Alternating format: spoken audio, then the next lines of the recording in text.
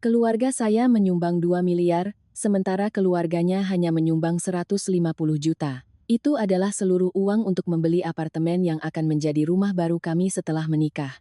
Namun, tepat pada detik saya hendak menandatangani surat konfirmasi pemesanan di kantor agen properti, calon ibu mertua saya mengambil pulpen dan dengan dingin mencoret nama saya, Anissa Fitri. Dia hanya menyisakan nama putranya saja, sambil mendecakkan lidah dan berkata dengan santai bahwa itu dilakukan agar di kemudian hari tidak ribet. Dimas Anggara, pria yang kepadanya saya serahkan 4 tahun masa muda saya untuk dicintai, pria yang baru minggu lalu berlutut melamar saya, saat itu hanya menunduk menatap ujung sepatunya. Sama sekali tidak membuka mulut atau mengucapkan sepatah kata pun untuk membela saya. Pada detik itu, saya tidak meneteskan air mata sedikit pun. Saya hanya tersenyum, sebuah senyuman tipis namun sedingin es. Keesokan paginya, saya mendatangi 3 bank berbeda, melaporkan kehilangan kartu, dan memblokir total uang 2 miliar tersebut. Lalu, saya berdiri dengan tenang, menyaksikan seluruh keluarganya menjadi gila karena terkena denda penalti akibat melanggar kontrak pembelian. Kisah tentang uang 2 miliar ini bukan sekadar transaksi jual-beli properti, melainkan pelajaran paling mahal, paling nyata, dan paling kejam, yang membantu saya melihat wajah asli dari keluarga munafik dan kepengecutan yang tak tertolong dari seorang pria. Kejadian ini bermula pada sebuah Jumat sore yang terik di bulan Juni, panasnya udara Jakarta membuat aspal di jalanan seolah ingin meleleh. Namun di ruang VIP kantor agen properti itu, AC menyala begitu dingin. Saking dinginnya, bulu kuduk di lengan saya sampai merinding. Tapi dinginnya ruangan itu tidak ada apa-apanya dibandingkan dengan aliran es yang menjalar di sepanjang tulang belakang saya. Saat itu, apartemen yang kami incar berada di kawasan elit yang baru selesai dibangun. Harganya tepat 2,550.000 rupiah, 2 miliar 150 juta rupiah. Keluarga Dimas pada dasarnya bukanlah keluarga berada. Orang tuanya adalah pensiunan PNS di daerah Jawa Tengah, yang setelah menabung seumur hidup, hanya bisa memberikan 150 juta kepada putra mereka sebagai tambahan untuk biaya pernikahan dan membeli rumah. Sementara itu, orang tua saya memiliki usaha mebel kecil-kecilan namun sangat pandai menabung, ditambah dengan uang hasil kerja keras saya sendiri selama 6 tahun terakhir. Total dari pihak perempuan, kami memiliki 2 miliar. Sebuah ketimpangan angka yang begitu besar, sangat besar hingga siapapun yang memiliki harga diri pasti paham, siapa yang seharusnya memiliki suara penentu dalam pembelian rumah ini. Sebelumnya, saya dan Dimas sudah sepakat dengan sangat jelas, sertifikat hak milik, SHM, akan menggunakan nama kami berdua. Siapa yang menyumbang berapa tidaklah penting, yang terpenting kami akan segera menjadi suami. Woi, kata suami adalah harta istri juga, semuanya dibagi bersama.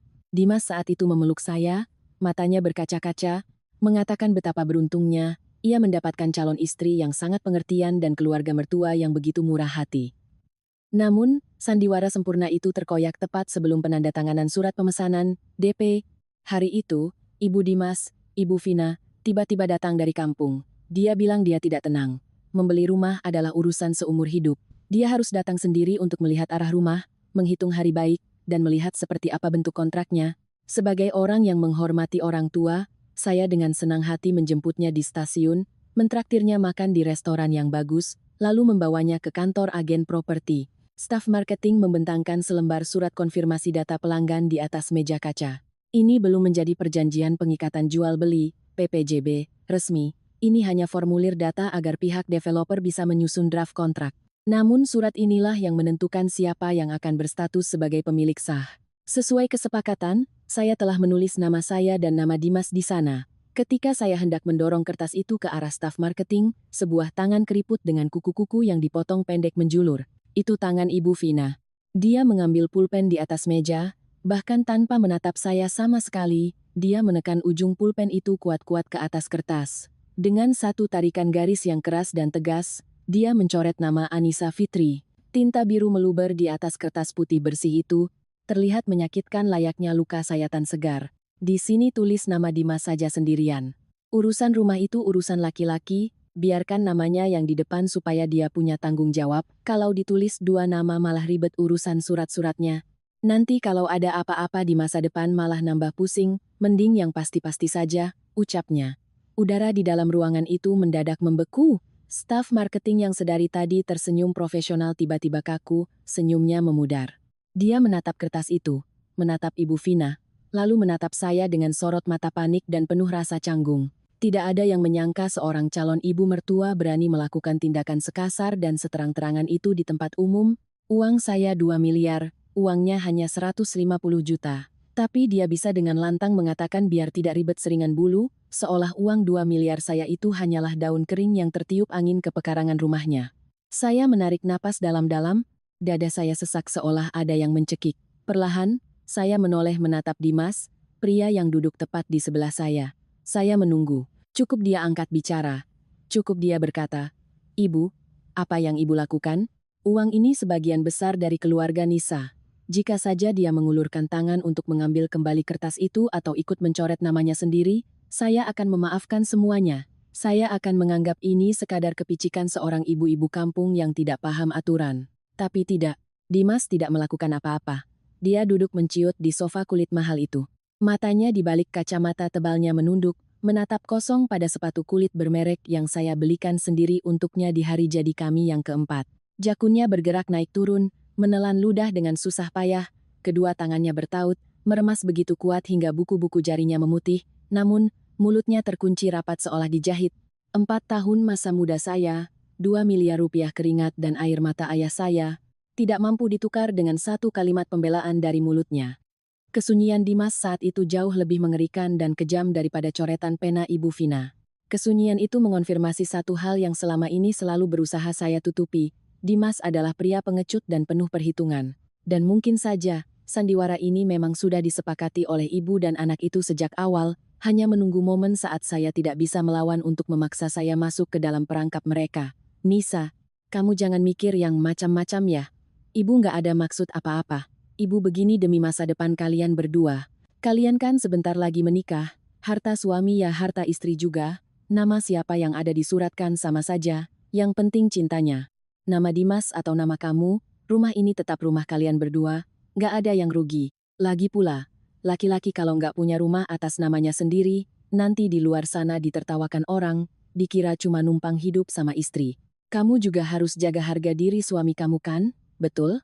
Ibu Vina mendongak menatap saya, ujung bibirnya menyeringai membentuk senyum palsu, matanya memancarkan kepuasan yang tidak disembunyikan sama sekali. Saya menatap langsung ke matanya. Aliran es yang dingin menjalar ke seluruh tubuh saya, memadamkan segala amarah yang meledak-ledak. Saya tidak menangis, juga tidak membuat keributan. Jika saya menjerit dan marah saat ini juga, saya hanya akan menjadi calon menantu yang kurang ajar, dan mereka akan punya alasan untuk menyalahkan saya. Saya menarik pandangan saya, melirik Dimas sekali lagi. Dia masih bungkam bak patung. Baiklah, jika mereka ingin bermain terbuka, saya akan menunjukkan kepada mereka apa arti dari keheningan yang paling mematikan. Saya tersenyum tipis, sebuah senyuman yang begitu sempurna hingga saya sendiri merasa merinding. Saya mengangguk pelan, merapikan lipatan kemeja saya, dan suara saya terdengar jernih dan luar biasa tenang. "Baiklah, omongan ibu ada benarnya juga. Nanti kita pikirkan lagi. Mbak Linda, tolong buatkan draft baru sesuai permintaan ibu. Hari ini kita konfirmasi datanya saja dulu. Besok pagi jam 9 saat bank buka, saya akan transfer uang DP resminya." Staf marketing itu tampak bernapas lega seolah beban berat terangkat dari pundaknya. Ia buru-buru mengeluarkan selembar kertas baru dan mengurusnya dengan cepat. Ibu Vina, melihat saya patuh dan penurut, wajahnya langsung berseri-seri. Dia menepuk-nepuk pahanya, tertawa puas. Dimas barulah berani menghela napas lega. Dia mendongak menatap saya, matanya memancarkan rasa terima kasih yang bercampur dengan rasa bersalah yang dangkal. Tatapan itu seolah berkata, "Aku tahu kamu mengalah, tapi terima kasih sudah menjaga gengsiku dan tidak melawan ibuku." Sangat menggelikan. Apakah dia pikir kesabaran saya ini karena cinta? Tidak. Itu karena saya butuh waktu untuk mempersiapkan tamparan balasan yang paling setimpal. Malam itu, Ibu Vina minta ditraktir makan untuk merayakan. Dia memilih restoran hidangan laut paling mahal di pusat kota. Sepanjang makan, dia terus-menerus mengambilkan lauk untuk Dimas, mengoceh tanpa henti tentang dinding mana yang akan dibongkar setelah serah terima kunci, warna sofa apa yang harus dibeli, dan kamar mana yang akan menjadi kamar khusus, untuknya setiap kali dia berkunjung ke Jakarta. Dia berbicara seolah-olah apartemen itu sepenuhnya miliknya, dibeli dengan uangnya, sementara saya hanyalah tamu numpang lewat yang beruntung bisa tinggal di sana. Saya duduk dengan tenang, menyuap sepotong ikan, mengunyah perlahan, minum air perlahan, Semua suara berisik di sekeliling saya seakan tersaring oleh sebuah selaput. Di dalam kepala saya, saat ini saya hanya sedang mendaftar angka-angka. Uang 2 miliar itu terbagi di 3 bank berbeda. 700 juta di BCA, 700 juta di Mandiri, dan 600 juta di BNI. Itu adalah kebiasaan ayah saya yang sangat berhati-hati. Ayah saya harus bangun pagi dan begadang malam selama 15 tahun, menghirup debu serbuk gergaji di bengkel mebelnya, punggungnya sakit karena memanggul kayu, tangannya penuh kapalan dan bekas luka sayatan. Hari di mana ia menyerahkan 3 buku tabungan itu kepada saya, tangannya gemetar. Dia mengelus kepala saya dan berkata, "Bapak dan Ibu cuma punya ini untuk modal anak perempuan kami, jangan biarkan orang lain merendahkanmu, ya nak." Saya memeluk ayah dan menangis, namun hanya dengan satu coretan tinta pulpen yang tidak sampai sedetik, Ibu Vina ingin merampas seluruh keringat dan air mata ayah saya, ingin mengubah saya menjadi orang yang tidak punya apa-apa di dalam pernikahan saya sendiri. Larut malam, saya dan Dimas kembali ke apartemen sewaan kami. Baru saja melangkah masuk, Dimas buru-buru mengekor di belakang saya, sikapnya menunduk-nunduk seperti anak kecil yang ketahuan bersalah. "Nisa, soal tadi sore, aku minta maaf ya. Ibuku orang kampung, pemikirannya masih kolot, patriarki, dan suka gengsi sama saudara-saudaranya. Ibu ngelakuin itu aku juga kaget banget, tapi di depan banyak orang aku nggak mau bikin ibu malu. Kamu ngertiin aku ya? Besok setelah transfer DP dan dapat kontraknya, aku janji pelan-pelan bakal bujuk ibu buat masukin nama kamu lagi. Uang kamu yang keluar paling banyak, mana mungkin aku biarin kamu rugi? Kita kan mau jadi suami istri, kamu jangan marah sama ibu nanti malah merusak hubungan kita." Saya menghentikan langkah, berbalik menatapnya. Di bawah cahaya lampu kuning ruang tamu, wajah intelektual dengan kacamata minus milik Dimas terlihat begitu hambar. Dia masih menggunakan alasan klise itu, takut ibu malu, pelan-pelan dibujuk, mau jadi suami istri, dia takut membuat ibunya malu di depan staf marketing yang asing, tapi tidak takut melukai hati calon istrinya sendiri hingga hancur lebur. Saya melepas sepatu hak tinggi saya, menyusunnya rapi di rak. Saya menatap lurus ke matanya, suara saya datar tanpa emosi sedikit pun. "Aku nggak marah. Omongan ibu benar kok, biar nggak ribet urusannya nanti, kamu mandi sana lalu tidur. Besok jam 9 kita masih harus ke kantor agen buat proses bayar DP. Jangan lupa ingatkan ibu supaya datang tepat waktu." Dimas menghela napas lega dengan suara keras, melangkah maju hendak memeluk saya, tetapi saya menghindar dan masuk ke kamar tidur. Malam itu Dimas tidur sangat lelap. Suara dengkurannya terdengar teratur di sebelah saya. Dia bisa tidur nyenyak karena berpikir telah berhasil memadamkan api, berpikir bahwa saya si kura-kura dalam tempurung ini telah pasrah menyumbang 2 miliar agar dia bisa memiliki nama di atas sertifikat apartemen mewah itu. Tetapi dia tidak tahu bahwa saya membuka mata lebar-lebar menatap langit-langit kamar sepanjang malam. Di tengah kegelapan yang sunyi, saya membuka ponsel. Cahaya layarnya menerangi wajah saya. Jam menunjukkan pukul 02.30 pagi. Saya mengirim pesan kepada atasan saya, meminta izin setengah hari besok pagi dengan alasan ada urusan keluarga mendadak. Setelah itu, saya membuka aplikasi catatan, menulis dengan teliti alamat 3 kantor cabang utama dari 3 bank tempat uang saya disimpan. Saya menyusun rute perjalanan paling optimal untuk menghindari macet jam sibuk Jakarta. Saya harus tiba di cabang BCA Sudirman tepat jam 00.00 pagi. Setelah beres, meluncur ke Mandiri Kuningan jam 08.30. Dan terakhir ke BNI jam 08.45. Saya harus menyelesaikan semua prosedur lapor hilang kartu dan pemblokiran rekening sebelum jam 09.00 pagi. Tepat pada saat keluarga Dimas sedang duduk manis menunggu saya menyuapkan uang ke mulut mereka. Berbaring di sebelah pria yang pernah menjadi seluruh masa muda saya, hati saya tidak lagi terasa sakit, tidak ada rasa benci, yang tersisa hanyalah rasa dingin yang menusuk tulang. Coretan pena Ibu Vina telah menghapus nama saya dari kertas itu, tetapi justru keheningan Dimaslah yang menjadi pisau yang memutus total sisa-sisa perasaan terakhir di antara kami. Tidurlah yang nyenyak, Dimas. Nikmatilah mimpi tentang apartemen 2 miliar atas namamu malam ini. Karena besok saat matahari terbit, aku akan membuat keluargamu merasakan bagaimana rasanya jatuh dari langit tingkat ke-7 ke dasar jurang yang paling dalam. Biar tidak ribet, oh, tidak. Besok, keribetan kalian yang sesungguhnya baru saja dimulai. Keesokan paginya, saya terbangun saat langit belum sepenuhnya terang. Cahaya remang-remang fajar Jakarta menembus celah tirai. Jam menunjukkan tepat pukul 05.30 pagi. Alarm belum sempat berbunyi, saya sudah mematikannya sendiri.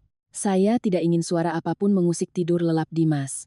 Dia masih berbaring memunggungi saya, napasnya teratur, sesekali mendecakkan bibir seolah sedang tenggelam dalam mimpi manis. Mungkin bermimpi memegang sertifikat hak milik atas namanya, resmi menjadi bos apartemen mewah di tengah kota tanpa harus mengeluarkan setetes keringat pun. Saya menyingkirkan selimut tipis, menjejakkan kaki ke lantai kayu yang dingin. Setiap langkah saya begitu pelan dan hati-hati bagai seekor kucing. Di kamar mandi, saya menyalakan keran air sekecil mungkin, membasuh wajah dengan air yang dingin membeku. Rasa dingin yang meresap dari kulit wajah hingga ke kandung kemih membuat saya sadar sepenuhnya. Menatap bayangan diri di cermin, saya melihat sepasang mata yang tidak berkantung, tidak merah karena menangis, melainkan sepasang mata yang tajam dan setenang permukaan danau sebelum badai besar. Saya mengikat rambut ke atas, sangat kencang, tidak membiarkan sehelai pun tergerai. Saya memilih kemeja sutra biru dongker, dipadukan dengan celana bahan berpotongan lurus, dan menambahkan blazer tipis. Penampilan saya saat ini sama sekali tidak terlihat seperti wanita yang hendak membayar DP rumah pengantin, melainkan seperti seorang CEO wanita yang bersiap memasuki rapat pemecatan dewan direksi. Tepat pukul 06.15, saya membawa tas dan melangkah keluar rumah. Saya melirik Dimas untuk terakhir kalinya. 4 tahun masa muda. Makan malam yang selalu menunggu dirinya pulang, momen-momen saat saya berhemat tidak berani membeli lipstik baru demi menabung untuk masa depan kami berdua. Semua itu melintas di kepala saya seperti film bisu yang diputar cepat. Tidak ada penyesalan. Ketika kepercayaan telah ditikam dari belakang, cinta dengan sendirinya berubah menjadi abu. Saya mengemudikan mobil keluar dari basement. Jalanan Jakarta di pagi buta masih cukup sepi, udaranya membawa sedikit sisa embun dan kabut tipis dari para pedagang kaki lima yang baru bersiap. Saya menepi di sebuah kedai kopi langganan di Jalan Sudirman, memesan es kopi hitam tanpa gula. Rasa pahit dan sepat kopi yang mengalir ke tenggorokan meninggalkan sensasi sadar yang merindingkan di ujung lidah. Saya duduk di sana, melihat arus lalu lintas mulai padat, jari saya mengetuk meja berirama mengikuti detak jarum jam. Pukul 07.30, saya menuju cabang BCA, pukul 07.45 saya sudah berdiri di depan pintu kaca bank. Satpam tua yang sedang sibuk menarik rolling door, melihat saya datang lebih awal, tersenyum ramah dan bertanya, "Mbak mau tarik tunai pagi-pagi banget? Sistem bank belum buka loh, Mbak." Saya tersenyum membalas, "Nggak apa-apa Pak, saya tunggu." Tepat pukul 08.0000, saya adalah nasabah pertama yang melangkah ke loket nomor 1. Teller bank menatap saya dengan senyum standar SOP. Saya mengeluarkan buku tabungan senilai 700 juta dan KTP dari dalam tas Hermes mahal saya, mendorongnya perlahan dari bawah celah kaca. Suara saya terdengar jelas, tegas, tidak bergetar meski hanya satu silabel. "Selamat pagi Mbak, saya mau lapor hilang dan memblokir seluruh saldo di buku tabungan ini. Saya butuh pemblokiran darurat sekarang juga." Teller itu sedikit tertegun. Mungkin karena nominalnya cukup besar, tetapi profesionalitasnya membuat tangannya bergerak cepat mengetik di keyboard. "Baik Ibu, boleh minta tanda tangan dan cap sidik jari untuk konfirmasi? Rekening Ibu akan diblokir sementara, tidak bisa melakukan transaksi penarikan, transfer, atau pembayaran apapun sampai Ibu membawa dokumen untuk membukanya kembali." "Ibu mengonfirmasi ini?" "Saya konfirmasi." Suara mesin printer berdesit mengeluarkan setruk. Saya membubuhkan tanda tangan dengan tarikan garis yang tajam. Pukul 08.12, 700 juta pertama telah dibekukan. Saya berjalan cepat ke mobil, menginjak gas, menuju Bank Mandiri. Perjalanan memakan waktu 15 menit karena macet ringan di lampu merah kuningan. Saat menunggu lampu hijau, ponsel saya bergetar. Layar menampilkan nama suamiku sayang, sebuah nama yang saat ini terlihat begitu sarkas dan konyol. Saya membiarkannya bergetar hingga mati sendiri. Segera setelah itu, pesan masuk, "Nisa, kamu pergi kemana pagi-pagi? Aku bangun kamu nggak ada. Ibu udah nyuruh sarapan terus berangkat ke kantor agen nih. Kamu balik jemput aku sama ibu ya." Saya menyeringai, tidak membalasnya. Biarkan saja ibu dan anak itu panggil taksi online sendiri. Uang 2 miliar saya bukan untuk membelikan kalian rumah. Mobil saya juga tidak dilahirkan untuk menjadi sopir gratis bagi manusia-manusia tak tahu diuntung. Tiba di Mandiri, jam menunjukkan pukul 08.30. Loket sudah mulai ramai. Saya mengambil nomor antrean prioritas dan langsung dipanggil. Prosedurnya sama persis, pemblokiran darurat, ya, seluruh 700 juta. "Tidak, saya tidak butuh kartu pengganti hari ini." Kertas-kertas setruk yang dingin itu satu persatu masuk ke dalam tas saya. Bank terakhir adalah BNI. Uang di sini adalah ide ayah saya. Karena beliau punya kenalan kepala cabang di sini sehingga bunganya sedikit lebih menguntungkan. Memegang buku tabungan terakhir ini, saya teringat wajah ayah saya yang penuh keriput saat beliau membungkus 3 buku ini dalam kain beludru merah dan meletakkannya di tangan saya dengan hati-hati. Beliau berkata, nasib anak perempuan memang diukur dari dapat suami seperti apa, tapi yang bisa melindungimu dari segala badai adalah uang hasil keringatmu sendiri atau pemberian keluargamu. Simpan ini, belilah rumah yang layak. Jangan sampai keluarga suamimu merendahkanmu. Ayah saya seumur hidup tidak pernah mengajari saya untuk pelit atau berhitung dengan siapapun. Beliau hanya mengajari saya cara membela diri. Tapi kemarin, Ibu Vina telah menginjak-injak pertahanan diri itu, dan Dimas hanya diam menonton. Pukul 08.55, transaksi terakhir selesai. Total 2 miliar uang keringat dan darah keluarga saya sudah aman dalam status diblokir. Tidak ada satupun orang atau kekuatan yang bisa menyentuh uang itu tanpa tanda tangan saya. Saya melangkah keluar dari pintu kaca bank. Sinar matahari jam 9 pagi menyilaukan wajah, tapi saya tidak merasa panas. Ponsel saya kembali bergetar berkali-kali, kali ini nomor Mbak Linda, sang agen properti. Saya mengangkatnya, suara saya terdengar sangat lembut dan semanis mungkin. Iya Mbak, gimana, Mbak Nisa? Mas Dimas dan ibunya sudah sampai di kantor nih. Mbak Nisa sudah dekat, berkas kontrak dan PPJB-nya sudah siap semua. Tinggal tunggu Mbak Nisa gesek kartu saja lalu selesai. Saya lagi cari parkiran nih Mbak. Sekitar 5 menit lagi naik. Tolong tuangkan minum buat Ibu Vina dulu ya Mbak. Saya mematikan telepon, melempar ponsel ke kursi penumpang, dengan santai menyalakan mesin.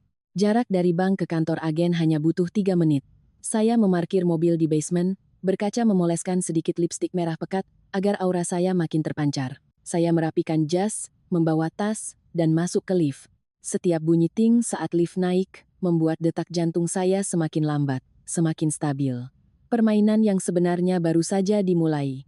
Sandiwara serunya ada di depan mata. Apakah kalian sudah siap menerima kejutan ini, wahai keluarga calon suamiku?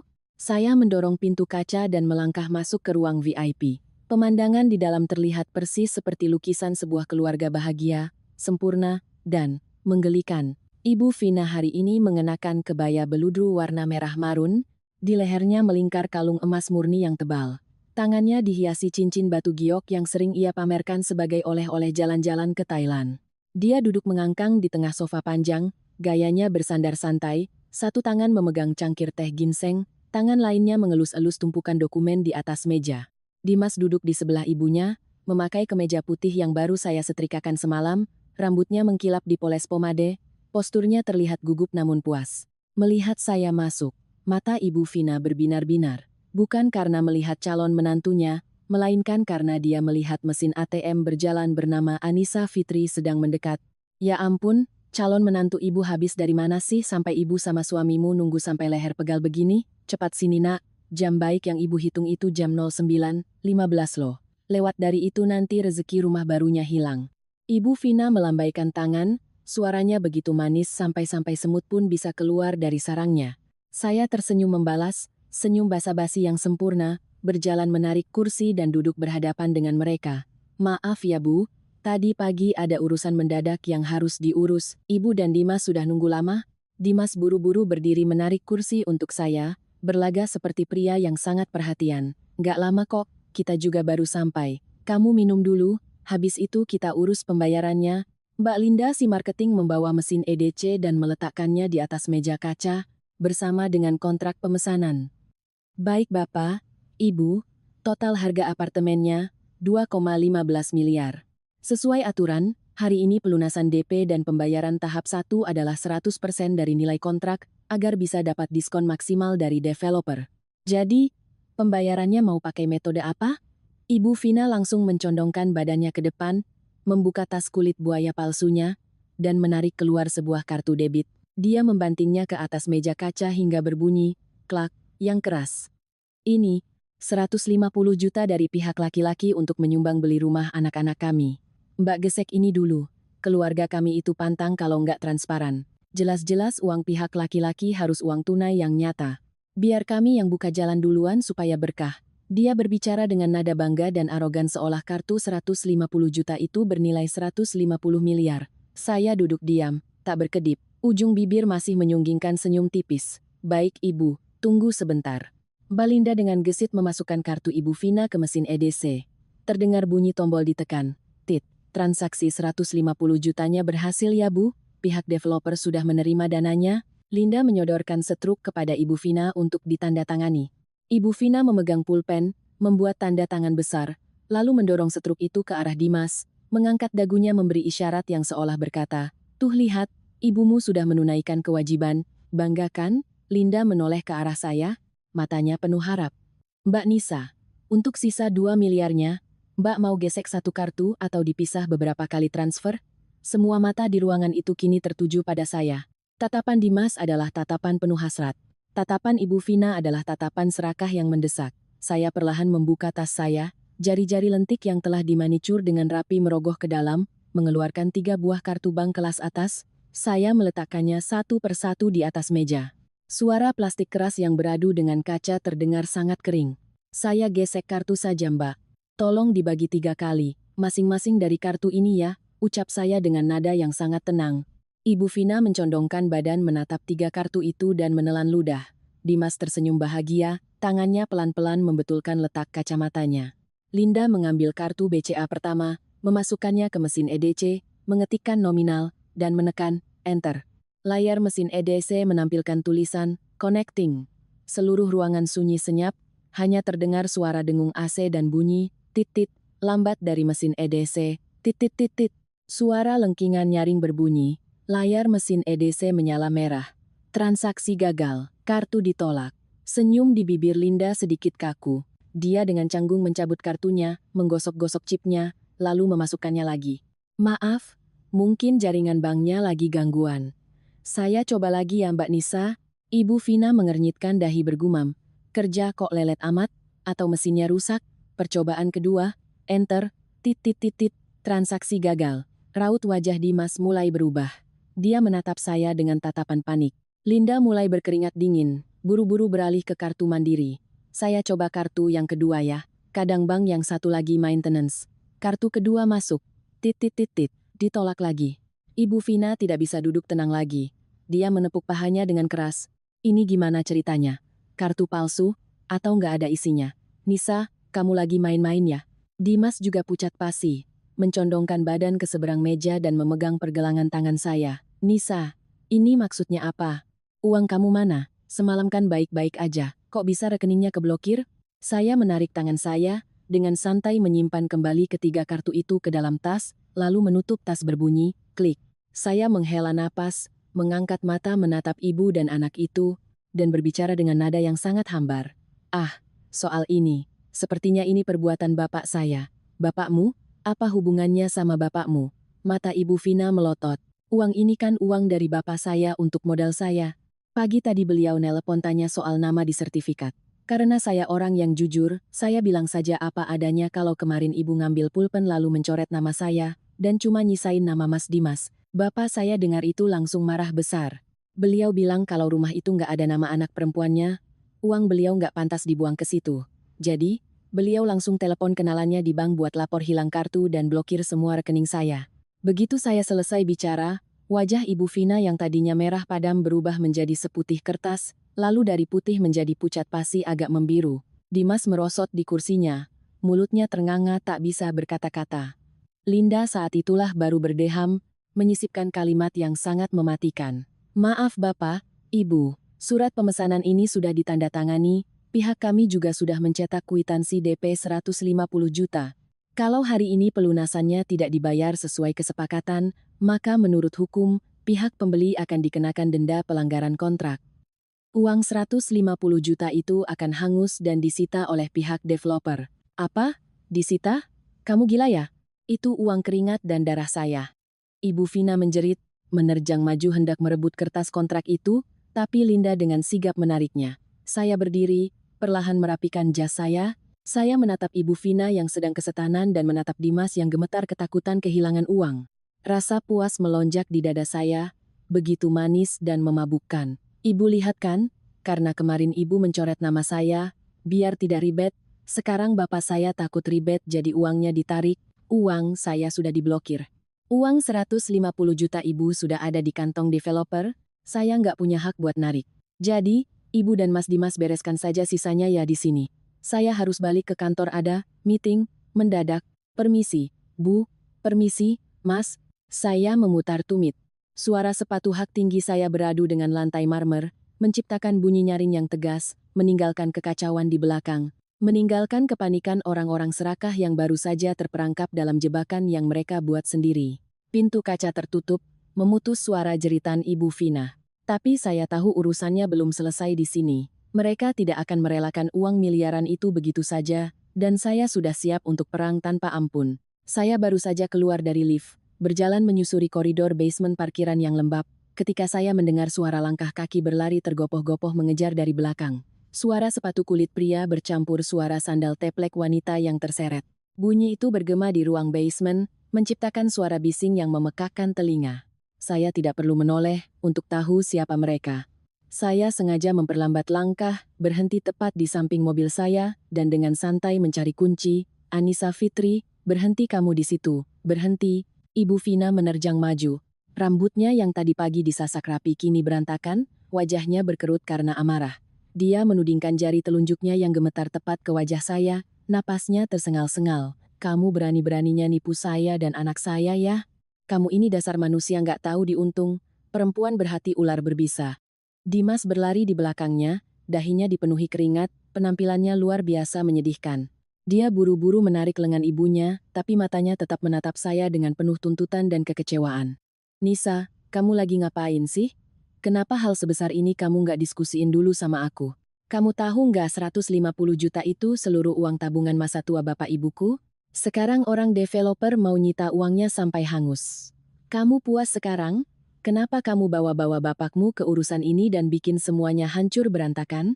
Saya melipat tangan di dada, bersandar di kap mobil. Di basement sepi ini, saya tidak perlu lagi menjaga image dan memakai topeng wanita lembut yang saya gunakan bertahun-tahun. Saya menatap Dimas dengan tatapan paling merendahkan yang pernah ada. Kamu tanya, kenapa aku nggak diskusi sama kamu? Lucu banget Dimas. Terus kemarin sore waktu ibumu seenaknya ambil pulpen terus nyoret namaku dari surat rumah, apa kalian ada diskusi sama aku? Apa kalian nanya dulu ke pemilik uang 2 miliar itu? Apakah dia setuju kalau cuma namamu doang yang dicantumkan? Jangan pakai alasan itu buat nyari pembenaran. Ibu Vina memotong. Kamu itu kan mau kawin, uang kamu ya uang suami kamu, rumah kamu ya rumah keluarga suami, kamu hitung-hitungan perak demi perak sama keluarga suami, mau jadi istri macam apa kamu? Dasar perempuan perhitungan, belum juga resmi jadi mantu udah mau ngelunjak-ninjak kepala mertua. Saya udah baca niat busuk kamu sengaja bikin skenario hari ini buat ngerampok 150 juta saya kan? Ibu, udah Bu, tenang dulu. Dimas menyela.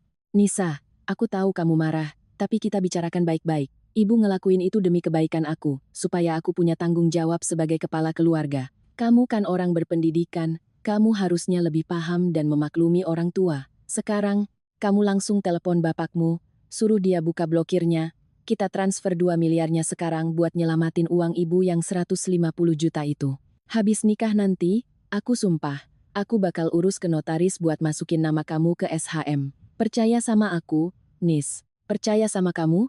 Kesabaran dan kebodohan saya sudah habis tak tersisa sejak momen kamu membungkam mulutmu kemarin sore, Dimas. Saya mengangkat tangan, menyingkirkan sehelai rambut yang jatuh ke dahi. Suara saya tajam seperti silet, menyayat alasan-alasan kotor pria itu. Pertama, aku nggak pernah ngerampok 150 juta ibumu. Kalian sendirilah yang serakah, mau pakai uang 150 juta sebagai umpan buat nelan uang 2 miliarku bulat-bulat. Mau ongkang-ongkang kaki dapat rumah mewah. Kedua, memaklumi. Aku harus memaklumi pria pengecut yang gak berani ngebela istrinya sendiri saat ditindas keluarganya. Kamu minta namamu di sertifikat buat nunjukin tanggung jawab? Tanggung jawab apaan? Uang gak punya, keberanian apa lagi? Kamu itu cuma parasit yang selama ini sembunyi di balik rok ibumu, dan sekarang mau pindah sembunyi di balik rok istrimu? Kurang ajar. Berani-beraninya kamu ngatain anakku parasit, bocah sialan. Ibu Vina meledak. Kamu percaya gak aku bisa nampar muka kamu sampai hancur? Keluarga kamu itu gagal ngedidik anak perempuan, gak tahu kodrat istri itu apa? Kalau hari ini kamu gak ngeluarin 2 miliar itu, aku gak bakal tinggal diam. Bakal ku telpon semua saudaramu, teman kantormu, biar mereka tahu kamu itu penipu. Saya tertawa keras. Tawa yang menggema di basement itu membuat ibu dan anak tersebut bergidik. Saya tidak mundur. malah maju satu langkah, berhadapan langsung dengan Ibu Vina, menatap mata tuanya yang memerah penuh urat. Telepon saja, silakan koar-koar ke seluruh dunia. Biar kita lihat orang-orang bakal ngatain saya, atau malah meludahi wajah kalian berdua. Beli rumah 2, sekian miliar, pihak perempuan ngasih 2 miliar, pihak laki-laki ngasih 150 juta, tapi pihak laki-laki melarang pihak perempuan masukin namanya ke sertifikat. Kamu pikir di luar sana orang-orang sebodoh saya yang kemarin, yang bisa kalian jadikan sapi perah dengan gampang? Simpan saja kodrat adat ketimuran kuno ibu itu ke dalam koper lalu bawa pulang ke kampung. Di sini, di zaman ini, uang siapa? Dialah yang punya kuasa, punya hak memutuskan, dan berhak membuang benalu yang gak tahu diri. Nisa, kamu kelewatan. Kamu udah menghina ibuku, Dimas berteriak. Cuma gara-gara urusan nama di selembar kertas, kamu mau ngehancurin hubungan kita? Udah gak ada sisa cinta buat aku selama 4 tahun ini? Saya menoleh tajam ke arah Dimas. Mata saya saat ini pasti memancarkan kekejaman yang belum pernah dia lihat sebelumnya. 4 tahunku anggap saja ku buang ke tempat sampah. Hubungan kita udah dihancurkan sama coretan pulpen ibumu dan dikubur sama diamnya mulut pengecutmu, Dimas. Dengar baik-baik, aku nggak akan pernah ngebuka blokir uangku. Urus sana 150 juta kalian sambil nangis ngemis-ngemis ke developer. Rumah ini nggak jadi kubeli, dan pernikahan kita batal. Mulai detik ini, kita putus hubungan selamanya. Saya membuka pintu mobil, melempar tas ke kursi pengemudi. Suara pintu mobil dibanting tertutup layaknya ketukan palu hakim yang mengakhiri kisah cinta murahan ini. Dari balik kaca film yang gelap, saya melihat Dimas ambruk bertumpu pada kap mobil saya, tangannya menggedor-gedor kaca sambil meneriakkan nama saya. Sementara Ibu Vina jatuh terduduk di lantai semen yang kotor, menutup wajahnya dan menangis meraung-raung seperti balita yang mainannya dirampas. Saya menyalakan mesin. Terdengar deru mesin yang bertenaga.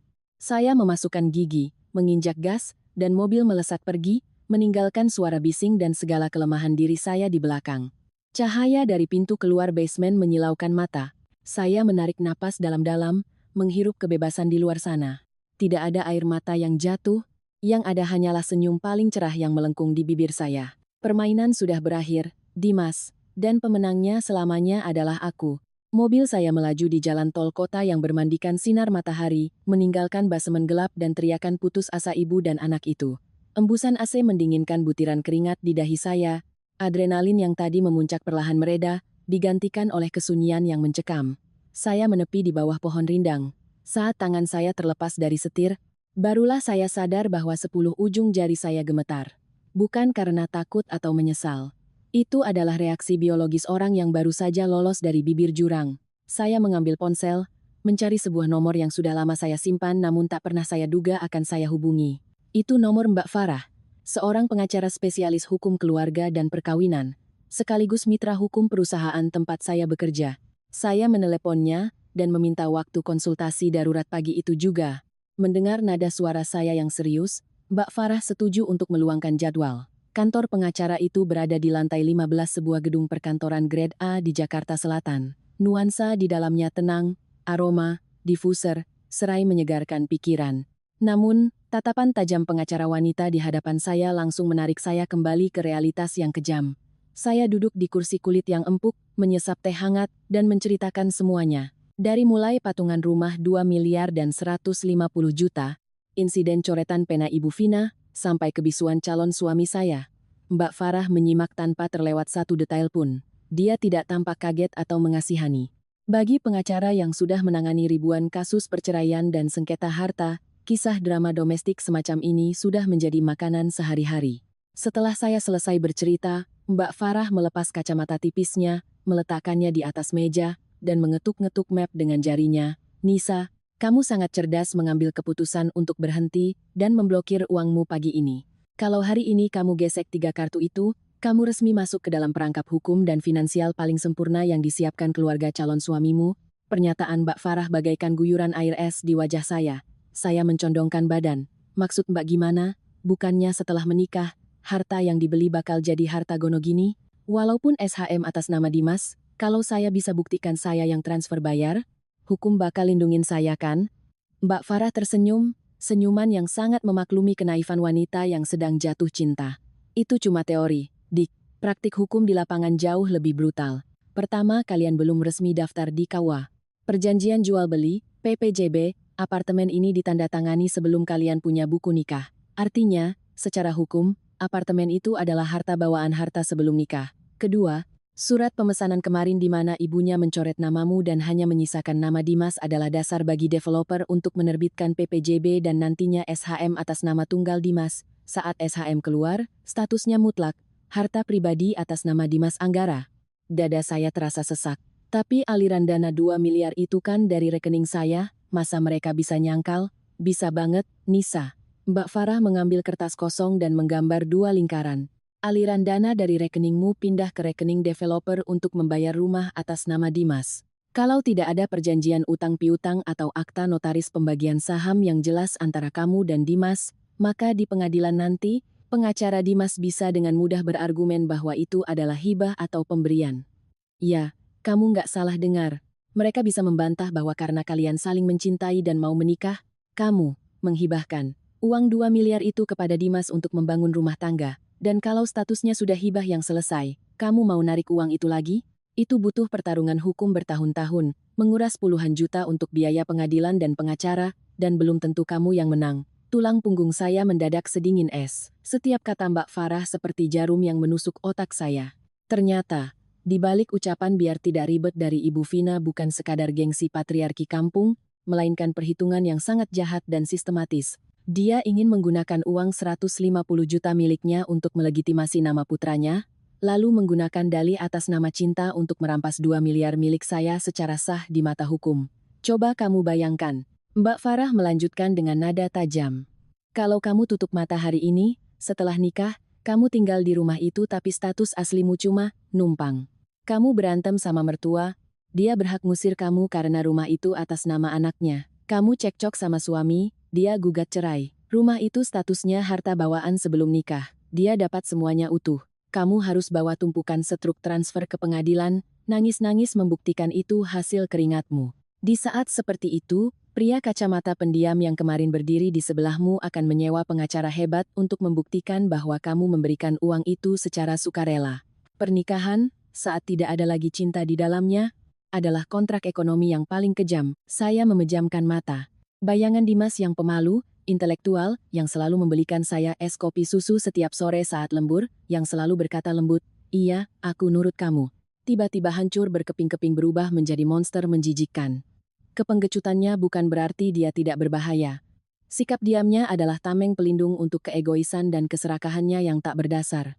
Dia tahu apa yang ibunya lakukan, dia tahu konsekuensinya, dan dia memilih diam, karena keheningan itu memberinya keuntungan miliaran rupiah. Terima kasih, Mbak Farah. Saya membuka mata, membayar biaya konsultasi, berdiri, dan menjabat tangannya. Hari ini saya kesini bukan untuk minta Mbak menuntut uang saya, karena uangnya sudah saya amankan tepat waktu. Saya datang untuk mencari validasi, untuk mencekik mati sisa-sisa simpati bodoh saya terhadap pria itu. Mbak Farah menatap saya penuh kekaguman. Selamat, Nisa. Lolos dari pernikahan beracun sebelum sempat dimulai adalah sebuah kelahiran kembali. Uang 2 miliar itu, pakailah untuk investasi buat dirimu sendiri. Perempuan yang memegang kendali finansial dan kewarasan tidak akan pernah takut menghadapi badai. Saya melangkah keluar dari kantor pengacara. Langit di luar biru cerah. Panasnya udara Jakarta menerpa wajah, tapi hati saya terasa begitu ringan. Segala sesak dan amarah telah sirna, yang tersisa hanyalah rasa jijik. Jijik pada keluarga yang menggunakan kemiskinan sebagai pembenaran atas keserakahan, jijik pada pria kerdil yang ingin memanfaatkan cinta 4 tahun untuk merampok hasil jerih payah wanita yang mendukungnya habis-habisan. Saya menyalakan mobil. Kali ini, saya tidak kembali ke apartemen sewaan kami. Saya menyalakan lampu sein, memutar balik arah menuju pinggiran Jakarta Timur, ke arah Bekasi. Saya ingin pulang ke rumah pria satu-satunya di dunia ini yang mencintai saya tanpa syarat.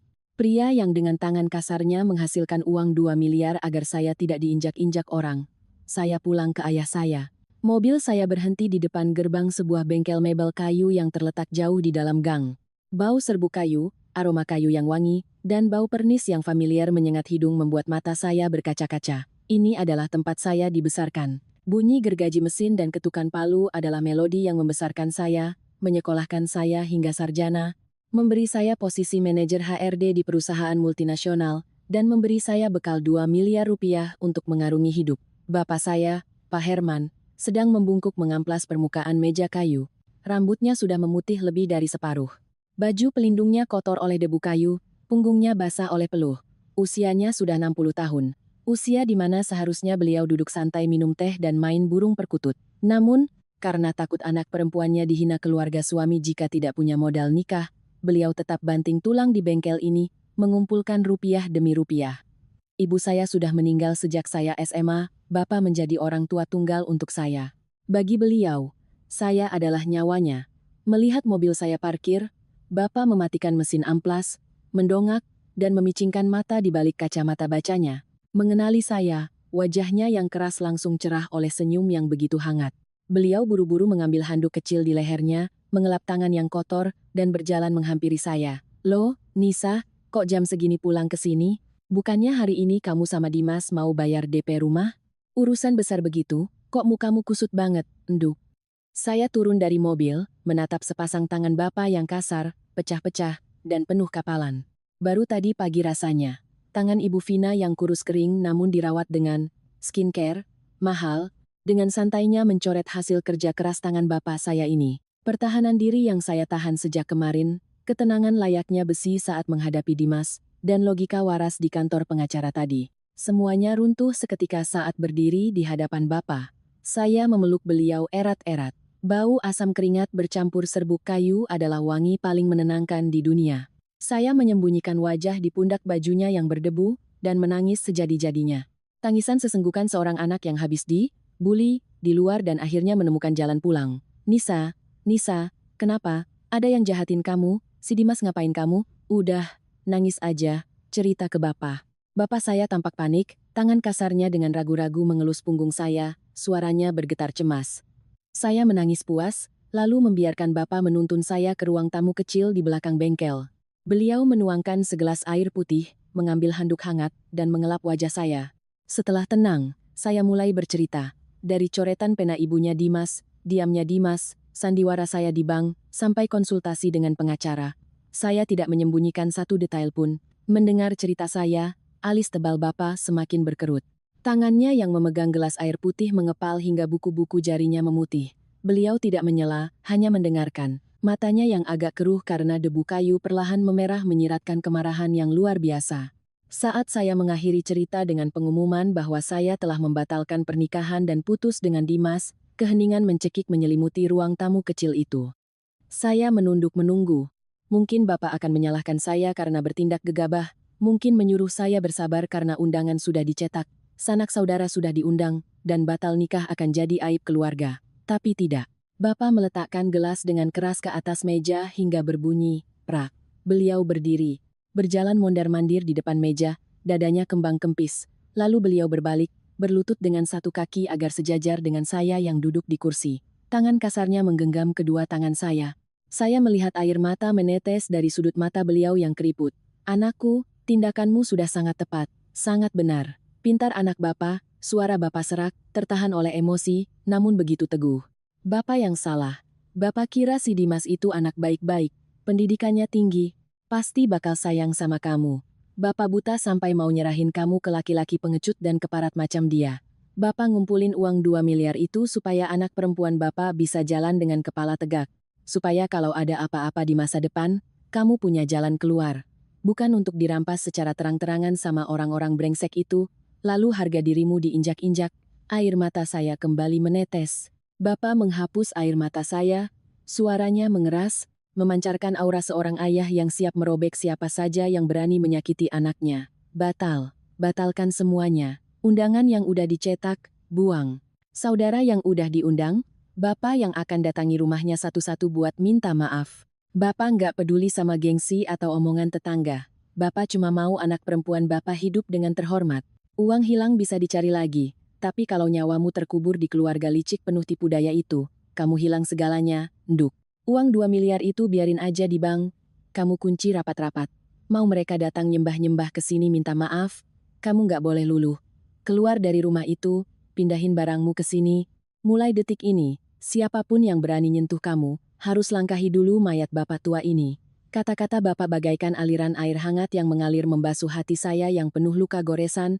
Saya memeluk erat Bapak saya, merasakan kokohnya sebuah gunung besar yang selalu melindungi saya dari segala badai. Saya tidak lagi takut dibilang perawan tua, saya tidak takut tekanan sosial apapun, karena saya memiliki ayah paling luar biasa di dunia. Malam itu, saya tidur di kamar lama saya di rumah Bapak. Kamar berukuran 3 kali 3 meter, ranjang kayunya sudah tua, namun spray dan selimutnya selalu dicuci bersih oleh Bapak, wangi sinar matahari. Berbaring mendengarkan suara jangkrik dari kebun belakang, saya merasa luar biasa damai. Ponsel saya tetap mati. Saya tidak peduli bagaimana gila dan paniknya ibu dan anak itu mengurus kekacauan yang mereka buat sendiri. Di dalam gelap, saya tersenyum sendiri.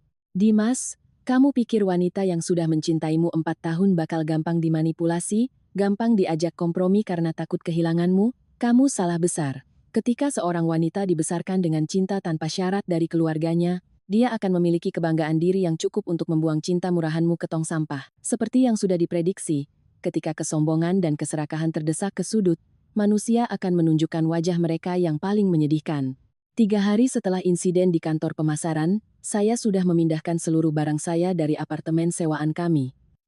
Proses packing sangat cepat, saya hanya membawa barang-barang saya sendiri, meninggalkan semua barang kenangan dan foto-foto seolah membuang sampah yang tak bisa didaur ulang. Sore itu saat saya baru pulang kerja dan sampai di depan gang rumah Bapak, saya melihat Dimas dan Ibu Vina sudah menunggu. Dimas terlihat sangat kurus, matanya berkantung hitam di balik kacamata, kumis dan jambangnya berantakan. Ibu Vina tidak lagi punya gaya arogan seperti saat hari penandatanganan itu, dia memakai daster warna gelap, wajahnya bengkak, mungkin karena kurang tidur dan terus menangisi uangnya. Uang DP 150 juta itu sudah disita developer karena pelanggaran kontrak. Itu adalah pukulan telak yang menghancurkan kantong dan keserakahan ibunya. Melihat mobil saya datang, Dimas buru-buru berlari menghalangi jalan, merentangkan tangannya seperti aktor sinetron murahan. Saya menghela napas, turun dari mobil. Lebih baik diselesaikan sekarang daripada mereka terus mengganggu bapak saya. Saya memilih duduk di sebuah warkop di depan gang. Dimas dan Ibu Vina menarik kursi plastik dan duduk berhadapan dengan saya. Udaranya begitu tegang hingga terasa menyesakan. Nisa, aku minta maaf udah ngehadang jalanmu, tapi aku nggak bisa ngontak kamu. 3 hari ini rasanya kayak mimpi buruk. Ibu udah drop banget. Uang DP 150 juta itu hangus disita developer. Bapak dan ibuku di kampung sekarang kayak cacing kepanasan. Aku tahu kemarin aku salah. Aku nggak ngebela kamu. Tapi aku udah mikir panjang. Aku udah berantem sama ibu. Aku udah bujuk keluarga. Hari ini aku datang buat bawa jaminan untuk kamu. Saya menyesap es teh manis, menatapnya dengan pandangan sedingin es. Jaminan? Kamu mau pakai jaminan apa buat bayar ke pengecutanmu? 4 tahun apa belum cukup buat aku lihat sifat aslimu? Nisa, ibu minta maaf. Ibu Vina menyela, suaranya parau. Ibu kemarin hilaf, dengerin hasutan ibu-ibu tetangga di kampung makanya ibu nyoret namamu. Kamu kan baik hati. Maafkan ibu ya. Dimas ini sayang banget sama kamu. Dia mau mati rasanya beberapa hari ini. Kamu lihat kan, suami istri berantem itu biasa, jangan karena sedikit tersinggung kamu merusak takdir jodoh kalian, kalian balikan saja ya. Terus soal rumah, iya Nisa. Soal rumah aku udah diskusi matang sama ibu. Aku setuju masukin namamu ke SHM. Rumah itu bakal atas nama kita berdua. Seperti janji awalku, kamu tinggal pergi ke bank buka blokir uang yang 2 miliar itu. Kita cari apartemen lain atau minta tolong developer buat bayar DP apartemen yang kemarin lagi. Aku janji demi kehormatanku, namamu bakal dicetak tebal dan jelas di sertifikat. Tapi, biar adil dan biar orang tuaku tenang, aku udah nyuruh orang buat bikin surat perjanjian ini. Coba kamu baca. Dimas buru-buru merogoh tas kerjanya, mengeluarkan selembar kertas HVS yang diprint rapi dan mendorongnya ke arah saya. Saya melirik judulnya, Perjanjian Pranikah, Pemisahan Harta. Sudut bibir saya tertarik membentuk senyum sinis. Saya memegang kertas itu dan membaca cepat pasal-pasal yang sudah dihitung cermat oleh ibu dan anak ini. Membacanya membuat rasa mual naik ke kerongkongan. Surat itu tertulis dengan sangat jelas. SHM akan menggunakan nama Anissa Fitri dan Dimas Anggara. Namun, apabila terjadi perceraian, maka rumah tersebut akan menjadi hak milik mutlak Dimas Anggara. Sebagai gantinya, Dimas Anggara berkewajiban mengembalikan uang senilai Rp2.000, 2 miliar rupiah, yang menjadi modal awal Anissa Fitri. Saya mendongak, menatap tajam ke wajah pria yang pernah saya cintai yang kini sok tulus. Dimas, kamu nulis ini sendiri atau bayar pengacara buat nulisin? Tingkat kelicikanmu benar-benar membuka mataku lebar-lebar. Nisa, Jangan salah paham. Kayak gini kan yang paling adil. Namamu tetap ada di SHM, kamu tetap nyonya rumah itu. Perjanjian ini cuma buat jaga-jaga. Ibuku nyumbang 150 juta, kamu nyumbang 2 miliar. Tapi nanti setelah nikah, aku yang jadi kepala keluarga, gajiku yang dipakai buat bayar listrik, air, dan biayain anak-anak. Kalau sampai kita cerai, aku bakal kembalikan utuh uang 2 miliarmu. Kamu nggak rugi sepeser pun, dan aku nyimpen rumahnya. Jelas kan? Ibuku tenang, kamu juga nggak rugi. Tanda tangan ya, terus kita buka blokir uangmu. Benar itu. Ibu Vina menimpali. Ada kontrak ini, keluarga Bapak Herman gak usah takut kehilangan uang. Perempuan kalau udah nikah, kalau amit-amit cerai, bawa pulang uang 2 miliar kan udah aman hidupnya. Sementara rumahnya itu kan hasil keringat Dimas yang ngerawat dan ngejaga, wajar keluarga suami yang dapat. Saya udah ngalah lo ngebiarin kamu taruh nama di sertifikat, jangan ngelunjak kamu. Tanda tangan aja, uang masing-masing aman. Saya meletakkan kertas itu ke atas meja, meratakannya. Rasa jijik memuncak sampai saya harus menarik napas panjang agar tidak menyiramkan es teh manis ini ke wajah mereka berdua. Saling untung, adil, Ibu Vina, Dimas, kalian pikir saya ini anak idiot yang gak lulus SD? Laju inflasi tiap tahun berapa persen, harga properti 3 tahun lagi bakal naik berapa kali lipat, saya keluarin uang 2 miliar tunai sekarang buat beli properti, terus 10 tahun lagi kita cerai. Kalian cuma mau lempar balik 2 miliar uang kertas yang nilainya udah nyusut parah, sementara kalian ngantongi rumah yang harganya mungkin udah naik jadi 5 miliar atau 6 miliar, kalian nyebut ini pengembalian utuh?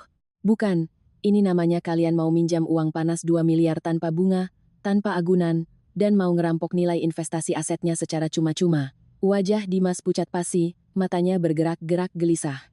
Nisa, bukan begitu maksudnya. Dengar baik-baik, saya berdiri, memegang surat perjanjian itu dengan kedua tangan. Rencana awal kalian gagal karena saya blokir ATM. Terus kalian bikin skenario palsu masukin nama saya buat nenangin saya, lalu pakai perjanjian keparat ini buat mengikat saya. Supaya kalau nanti kalian buang saya dari rumah, kalian tetap bisa merampas rumah yang nilainya udah naik berkali lipat. Otak kalian pintar sekali, licik sekali. Sayangnya, sandiwara ini tamat di sini. Srek, srek. Saya merobek surat perjanjian itu menjadi serpihan-serpihan kecil dan melemparkannya ke udara yang pengap. Potongan-potongan kertas putih berjatuhan ke atas meja, ke pangkuan Dimas dan Ibu Vina, bagaikan hujan salju kehinaan. Dengar baik-baik, Dimas. Aku nggak butuh namaku ditulis bareng namamu, dan uang 2 miliarku nggak akan pernah dipakai buat beli rumah apapun sama kalian. Uangku, mau kusimpan di bank buat makan bunga, beli emas, atau kubuang ke laut sekalipun, itu urusanku. Kamu dan keluarga munafikmu, enyah dari hidupku. 150 juta yang hangus itu anggap saja uang sekolah, biar kalian belajar cara jadi manusia yang benar. Saya membanting 2 lembar uang 50 ribuan ke meja untuk membayar minuman, membalikkan badan, dan berjalan masuk ke dalam gang. Anissa Fitri, berhenti kamu perempuan keparat, kamu ngerampok 150 juta saya. Ya Allah, tolong ada perampok. Dimas, telepon polisi tangkap dia, suruh dia ganti uang ibu. Nisa, aku minta maaf. Aku salah. Robek aja nggak apa-apa, nggak usah tanda tangan apa-apa. Balik sama aku, Nis. 150 juta udah melayang. Keluarga kami harus gimana sekarang, Nis? Suara jeritan makian Ibu Vina, tangisan dan permohonan menyedihkan dari Dimas menggema di belakang saya, namun saya tidak menoleh sedikit pun, langkah saya tegap dan ringan. Langit sore ini terasa begitu indah, kehancuran bukanlah sebuah titik akhir. Kehancuran hari ini adalah saat di mana saya membersihkan sampah untuk memberi ruang bagi masa depan saya sendiri yang cerah dan membanggakan. Selamat tinggal, Dimas, si sampah masyarakat. Meskipun beberapa hari lalu saya sudah mengemasi barang-barang penting untuk dibawa ke rumah Bapak, sore di akhir pekan itu saya memutuskan untuk kembali ke apartemen sewaan kami untuk yang terakhir kalinya. Saya perlu membersihkan sisa-sisa barang, meletakkan titik akhir dari masa muda saya yang panjang, dan yang paling penting, mengembalikan kunci. Saya tidak mau memberinya celah atau alasan apapun untuk menemui saya lagi. Saat memasukkan kunci ke lubang pintu, bunyi, klik, terdengar kering di koridor yang sepi, pintu terbuka, aroma familiar menyergap penciuman. Wangi pelembut pakaian, morning sun, yang biasa saya gunakan bercampur wangi kamper ruangan, apartemen 70 meter persegi ini dulunya adalah sarang cinta kami, tempat saya memeras tenaga setelah pulang kerja keras untuk beres-beres dan mendekorasi. Saya yang membeli keset lantai, memilih gorden, dan memasang rak-rak kayu kecil di dinding untuk meletakkan pot kaktus kesukaan Dimas. Saya menelusuri ruang tamu.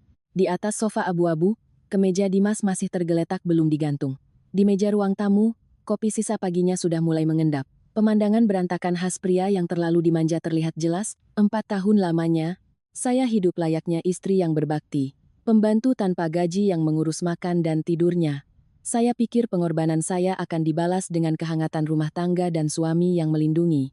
Namun nyatanya, pengorbanan itu hanya memanjakan seorang yang egois, yang menganggap semua keringat saya adalah hal wajar, dan menganggap uang keluarga saya sebagai tambang emas yang siap dikeruk oleh keluarganya. Saya menarik koper besar ke kamar tidur, membereskan sisa baju musim hujan, beberapa pasang sepatu, dan buku-buku jurusan saya. Barang saya ternyata tidak sebanyak yang saya kira. Hampir seluruh isi lemari dihabiskan untuk menggantung kemeja dan jas mahal milik Dimas. Saya tersenyum pahit. Ketika jatuh cinta, wanita seringkali menekan kebutuhannya sendiri demi pria yang dicintainya. Saya rela tidak membeli tas baru selama 2 tahun demi menabung agar kami tidak perlu mengambil KPR yang terlalu besar dan tercekik bunga bank. Dan hadiah dari penghematan itu adalah coretan pulpen tanpa ampun dari Ibu Vina. Saat merapikan laci meja rias, tangan saya terhenti melihat sebuah kotak beludru merah. Itu kotak cincin lamaran kami, cincin emas dengan berlian kecil yang harganya tidak sampai 5 juta. Hari di mana Dimas berlutut memberikan itu, saya menangis sejadi-jadinya karena bahagia. Sekarang jika dilihat lagi, berlian itu terlihat begitu palsu dan konyol. Saya melepaskan cincin itu dari jari manis, merasakan logam dingin bergeser dari kulit meninggalkan bekas yang samar. Saya memasukkan cincin itu kembali ke kotaknya, dan meletakkannya di atas meja riasnya. Perhiasan murah ini tidak pantas lagi menemani saya 1 detik pun. Proses berkemas berjalan dalam keheningan absolut. Saya tidak meneteskan air mata. Berbeda dengan adegan putus cinta yang penuh derai air mata di film-film, perpisahan dengan Dimas justru memberi saya perasaan lega yang luar biasa. Seperti baru saja berhasil mengangkat tumor ganas dari tubuh. Awalnya ada rasa sakit karena sayatan operasi, tapi setelah itu yang datang adalah pemulihan yang kuat, dan udara segar yang masuk bebas ke dalam paru-paru. Saya mengumpulkan semua foto kami berdua, memasukkannya ke kantong plastik hitam bersama barang-barang pajangan tak berguna yang pernah ia belikan, lalu membuangnya ke tong sampah. Saya tidak menghancurkan barang-barangnya atau merobek bajunya. Tindakan semacam itu hanya akan membuktikan bahwa saya masih benci, masih terluka. Dan bagi saya, Dimas sudah tidak pantas mendapat sedikit pun emosi dari saya, bahkan rasa benci sekalipun. Pengabaian dan penghapusan total adalah hukuman terberat bagi seorang pengkhianat. Setelah menutup resleting koper terakhir, saya berdiri di depan pintu menatap ruangan itu sekali lagi. Semua sudah kembali ke posisi aslinya. Kenangan 4 tahun telah dikemas dalam 2 koper dan 1 kardus. Saya meletakkan kunci apartemen di atas meja makan, mengambil selembar, sticky note, kuning, dan menulis pesan singkat, uang sewa bulan ini sudah kubayar lunas. Kunci aku tinggal di sini. Mulai sekarang, kita jalani hidup masing-masing. Jangan pernah cari aku lagi, karena nggak akan ada gunanya. Saya menempelkannya di meja, menarik koper keluar pintu, bunyi kunci pintu terdengar tegas. Sesampainya di lobi bawah, saya bertemu ibu kos yang sedang menyiram tanaman. Melihat saya membawa koper besar, beliau heran. Loh, Mbak Nisa mau dinas luar kota ya bawa barang banyak banget, atau pulang kampung? Saya tersenyum tipis. Nggak Bu, saya pindah dari sini. Kuncinya saya taruh di meja dalam. Terima kasih ya Bu, selama ini sudah banyak bantu. Loh, mendadak banget pindahnya. Mas Dimas mana? Katanya kalian mau nikah sebentar lagi? Ibu kos membelalakkan mata. Batal nikah, Bu. Ceritanya panjang. Kapan-kapan kalau ada waktu saya ceritain. Saya pamit dulu ya Bu, taksinya sudah nunggu. Saya menunduk pamit lalu masuk ke taksi. Sopir taksi membantu menaikkan koper ke bagasi. Saat taksi melaju, saya menurunkan kaca jendela, membiarkan angin sore menerpa wajah. Saya meregangkan tubuh dan menarik napas dalam-dalam. Udara belum pernah terasa sesejuk ini. Langit senja Jakarta berwarna jingga menyala, mewarnai awan-awan tipis. Meninggalkan apartemen sempit dan pria pengecut itu di belakang. Saya sedang melangkah di jalan yang luas menuju jati diri saya sendiri. Seorang Anissa Fitri yang bebas, bangga, dan memegang uang 2 miliar di tangannya. Di dunia ini pada akhirnya, uang yang kita hasilkan sendirilah yang menjadi sandaran paling kokoh. Sementara janji laki-laki terkadang tak lebih dari sekadar gelembung sabun, terlihat indah namun akan pecah saat disentuh. Kembali ke rumah Bapak, saya segera merapikan barang-barang ke kamar lama saya. Makan malam itu, Bapak memasak ayam kecap kesukaan saya. Kami makan sambil menonton berita di TV, mengobrol santai seolah tidak pernah terjadi apa-apa. Bapak tidak banyak bertanya tentang Dimas. Beliau menghargai diam saya dan menggunakan hal-hal kecil untuk mengobati luka yang baru saya alami. Namun, kedamaian itu tidak berlangsung lama. Selesai mandi, saat saya baru saja berbaring di atas kasur empuk, ponsel saya mulai bergetar hebat. Bergetar terus-menerus seperti gempa bumi mini di atas meja. Saya melirik layar. Nomor tidak dikenal. Saya menekan tombol tolak.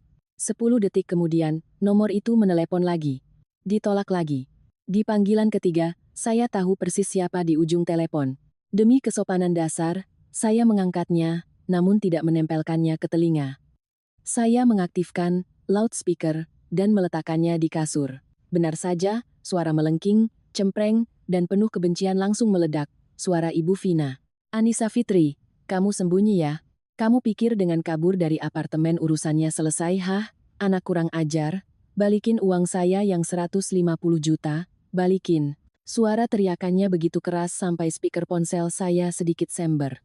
Saya duduk bersila di kasur, menyesap teh kamomil, dan menjawab dengan tenang, tanpa riak emosi sedikit pun. Ibu Vina, Ibu salah sambung.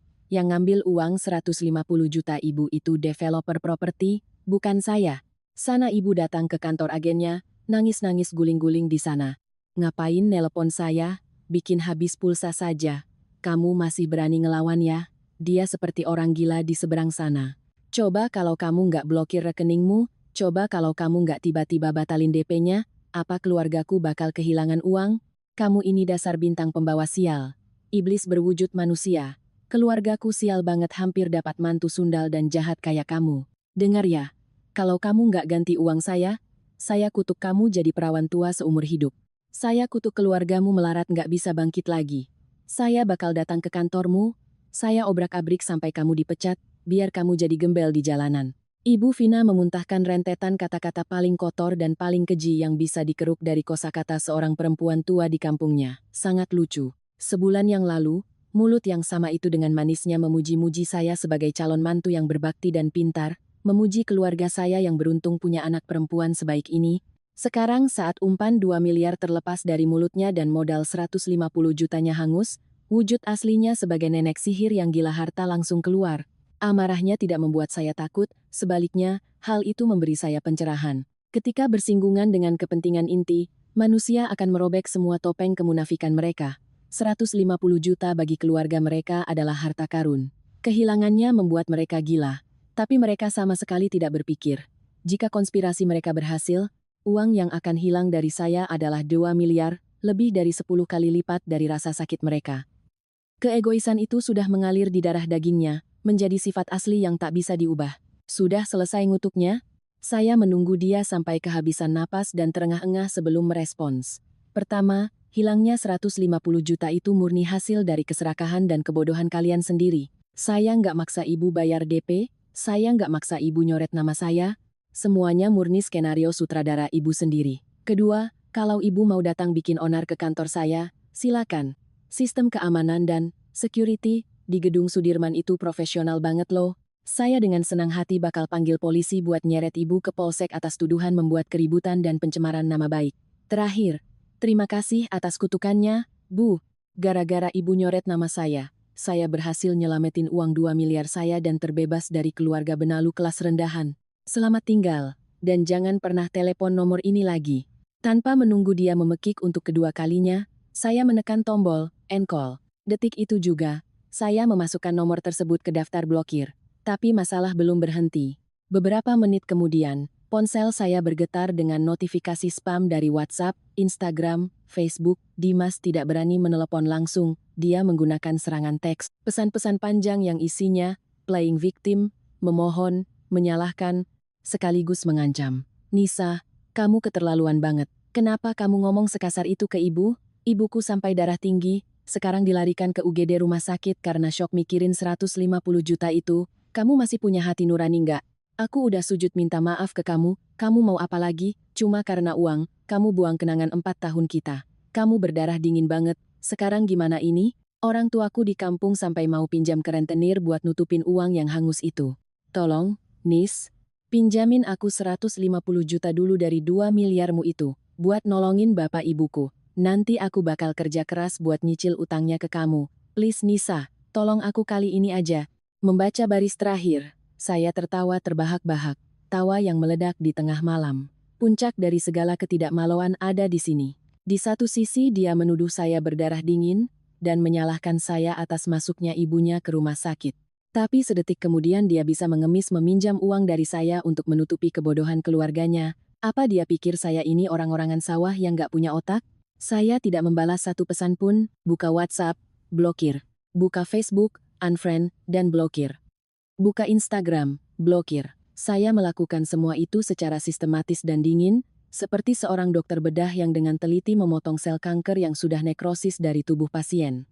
Saya menghapus bersih semua jejak Dimas dan keluarganya dari ruang digital saya.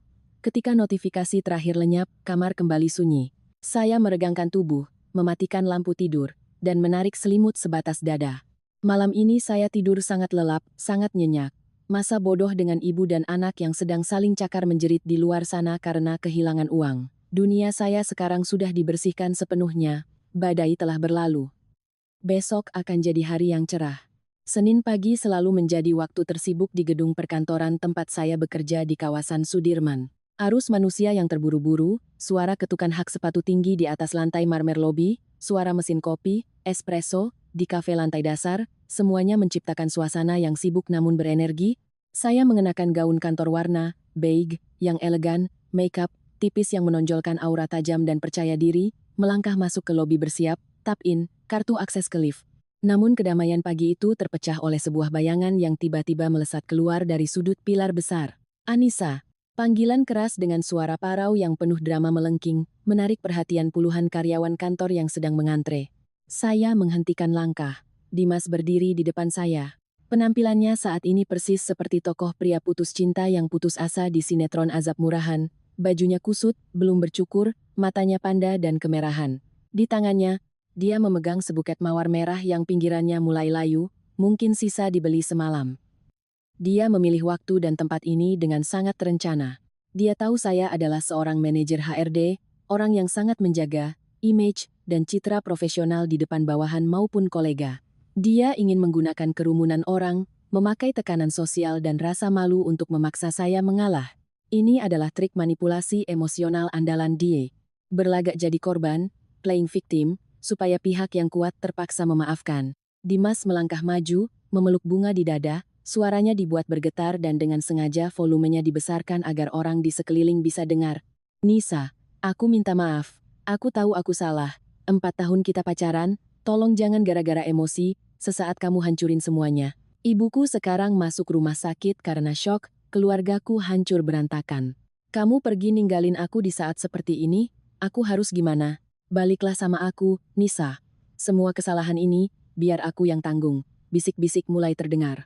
Beberapa staf perempuan dari divisi lain berhenti, menatap saya dengan tatapan penuh rasa penasaran bercampur menghakimi. Di mata mereka saat ini, Dimas adalah sosok pria malang yang mabuk kepayang pada cinta, yang rela merendahkan harga dirinya demi menyelamatkan hubungan. Sementara saya terlihat seperti perempuan angkuh, kejam, dan tega membuang pacarnya saat keluarga pria itu tertimpa musibah. Kalau saya adalah Nisa yang dulu, saya mungkin akan panik, menarik tangannya keluar dari sana, atau menunduk menahan malu lalu mengiyakan apapun agar masalah cepat selesai. Tapi saya yang sekarang sudah ditempa oleh api pengkhianatan. Saya berdiri tegak, melipat tangan di depan dada. Tatapan saya menyapu buket mawar layu itu lalu menatap tajam ke wajah munafik Dimas. Saya tidak berbisik, juga tidak berteriak histeris. Saya menggunakan nada tegas layaknya manajer HRD yang sedang memimpin rapat disipliner karyawan untuk menjawabnya. Dimas Anggara, kamu datang ke sini buat main sinetron di depan siapa? Kamu mau bahas soal cinta dan siapa yang benar, siapa yang salah di depan semua orang ini? Boleh. Ayo kita perjelas semuanya.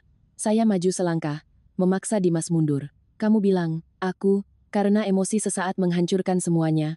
Biar aku kasih tahu semua orang di sini, apa emosi sesaat itu. Kami berencana beli apartemen buat rumah nikah harganya 2,15 miliar. Bapakku, yang banting tulang di bengkel mebel seumur hidupnya, ngumpulin modal 2 miliar buat aku. Keluarga pria ini nyumbang 150 juta. Perbandingannya, pihak saya 93%, pihak dia 7%. Tapi pas mau tanda tangan surat, ibunya Dimas ngambil pulpen lalu mencoret namaku dari daftar pembeli, dia cuma nyisain nama anaknya ini doang, dengan alasan biar urusannya nggak ribet. Dan pria ini, pria yang pacaran sama aku 4 tahun, diam kayak batu. Nggak ngomong sepatah kata pun buat ngebela hak aku. Kerumunan yang tadinya riuh mendadak sunyi senyap, bisik-bisik langsung terhenti. Pegawai-pegawai yang tadi menatap kasihan pada Dimas kini terbelalak kaget. Angka 2 miliar, 150 juta, dan dicoretnya nama dari rumah, adalah realita kejam yang langsung menghantam logika. Siapapun yang berstatus pekerja kantoran di sana. Saya belum selesai, terus menguliti topeng pria itu lapis demi lapis. Belum selesai sampai di situ. Waktu aku blokir uang 2 miliarku karena nggak mau dirampok, pihak developer menyita uang DP 150 juta mereka karena batal bayar sisa tagihan. Terus, apa yang dia lakukan? Dia bawa surat perjanjian pranikah ke aku. Isinya, namaku boleh masuk di SHM. Tapi kalau cerai, rumah itu 100% jadi milik dia. Dan dia cuma butuh bayar balik 2 miliarku dalam bentuk uang tunai tanpa dihitung inflasi. Dia mau pakai status suami buat pinjam 2 miliar tanpa agunan tanpa bunga dariku, lalu memonopoli seluruh kenaikan harga properti di masa depan. Itu yang namanya cinta, Dimas? Atau aku ini cuma kalian anggap sapi perah buat ngasih makan keluargamu? Wajah Dimas dari merah berubah menjadi putih pucat, lalu membiru kelabu. Buket bunga di tangannya bergetar hebat. Dia tergagap, mencoba menyelamatkan sisa harga dirinya yang sudah hancur. Nisa, kamu jangan ngomong sembarangan. Itu cuma salah paham. Aku bisa jelasin. Jelasin apa? Potong saya tajam bagai pisau. Kamu mau jelasin kalau ibumu masuk UGD gara-gara syok darah tinggi jadi aku harus nyumbangin uang 2 miliarku buat mengobati keserakahannya? Atau kamu mau jelasin soal pesan WhatsAppmu semalam yang ngemis-ngemis mau minjam 150 juta ke aku buat nutupin utang keluargamu gara-gara kebodohan kalian sendiri? Dimas, kepengecutanmu itu bukan cuma karena kamu miskin materi, tapi karena kamu mau pakai kemiskinanmu itu untuk memeras perasaanku dan merampok harta orang lain. Kerumunan pecah. Terdengar obrolan cemoohan yang terang-terangan diarahkan kepadanya. Ya ampun cowok matre. Keluar modal 150 juta mau ngerampok 2 miliar punya ceweknya. Gila sih cowok macam apa pengecut banget, berhitung sama istri sendiri, gak tahu malu. Panah opini publik yang tadinya ingin digunakan Dimas untuk menusuk saya, kini berbalik menghunjam dirinya sendiri. Dimas tidak tahan menghadapi tekanan dari puluhan pasang mata yang menatapnya dengan penuh rasa jijik. Dia melempar buket bunga layu itu ke lantai, menutupi wajahnya dengan satu tangan, berbalik, dan lari keluar dari lobi gedung, kabur layaknya tikus yang terbakar sinar matahari. Saya berdiri di sana dan mengambil napas dalam. Udara di lobi mendadak terasa sangat menyegarkan. Satpam gedung mendekat, memungut bunga layu itu dan membuangnya ke tong sampah, lalu mengangguk hormat kepada saya. Tegas banget Mbak Nisa. Laki-laki benalu kayak gitu nggak pantas diurusi, Mbak. Saya tersenyum berterima kasih pada satpam itu, lalu menempelkan ID card untuk masuk ke turnstile, lift. Saat pintu lift tertutup, saya melihat bayangan diri saya terpantul di dinding logam yang mengilap. Seorang wanita yang berdiri tegak, dengan tatapan mata yang tegas dan senyum cerah menghiasi bibirnya. Drama murahan Dimas tidak hanya gagal membuat saya malu, tetapi juga menjadi penegas bagi dirinya bahwa Anissa Fitri bukanlah tipe wanita yang bisa dimanipulasi dengan beberapa tetes air mata buaya. Dalam perang ini, saya bukan hanya menang secara finansial, tapi saya juga menang telak dalam mempertahankan prinsip dan harga diri. Awalnya saya mengira setelah dipermalukan habis-habisan di lobi kantorku pada Senin pagi itu, Dimas dan keluarganya akan tahu diri, mundur, dan mempertahankan sedikit sisa rasa malu mereka. Tapi saya meremehkan seberapa dalam akar keserakahan manusia. Ketika parasit terancam mati kelaparan karena sumber makanannya diputus, mereka akan meronta-ronta dengan segala cara paling kotor sekalipun. Taktik terbuka gagal, paksaan emosional gagal, playing victim di tempat umum juga gagal. Akhirnya, Ibu Vina memutuskan untuk memakai trik terakhir, menyerang kebaikan hati orang tua. Itu terjadi pada sebuah Sabtu sore yang damai. Suasana di bengkel mebel Bapak begitu tenang. Suara mesin gergaji dan mesin serut sudah dimatikan sejak siang untuk memberi waktu istirahat di akhir pekan. Aroma serbuk kayu bercampur dengan wangi teh melati panas yang diseduh Bapak dari poci tanah liat.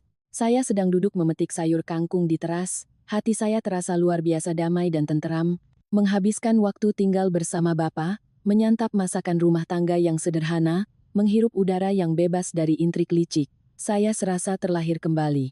Namun kedamaian itu mendadak terkoyak oleh suara rem mobil taksi, online, yang berhenti kasar di depan gerbang besi bengkel. Pintu mobil terbuka, dan sosok bayangan yang tak ingin saya lihat seumur hidup saya muncul lagi.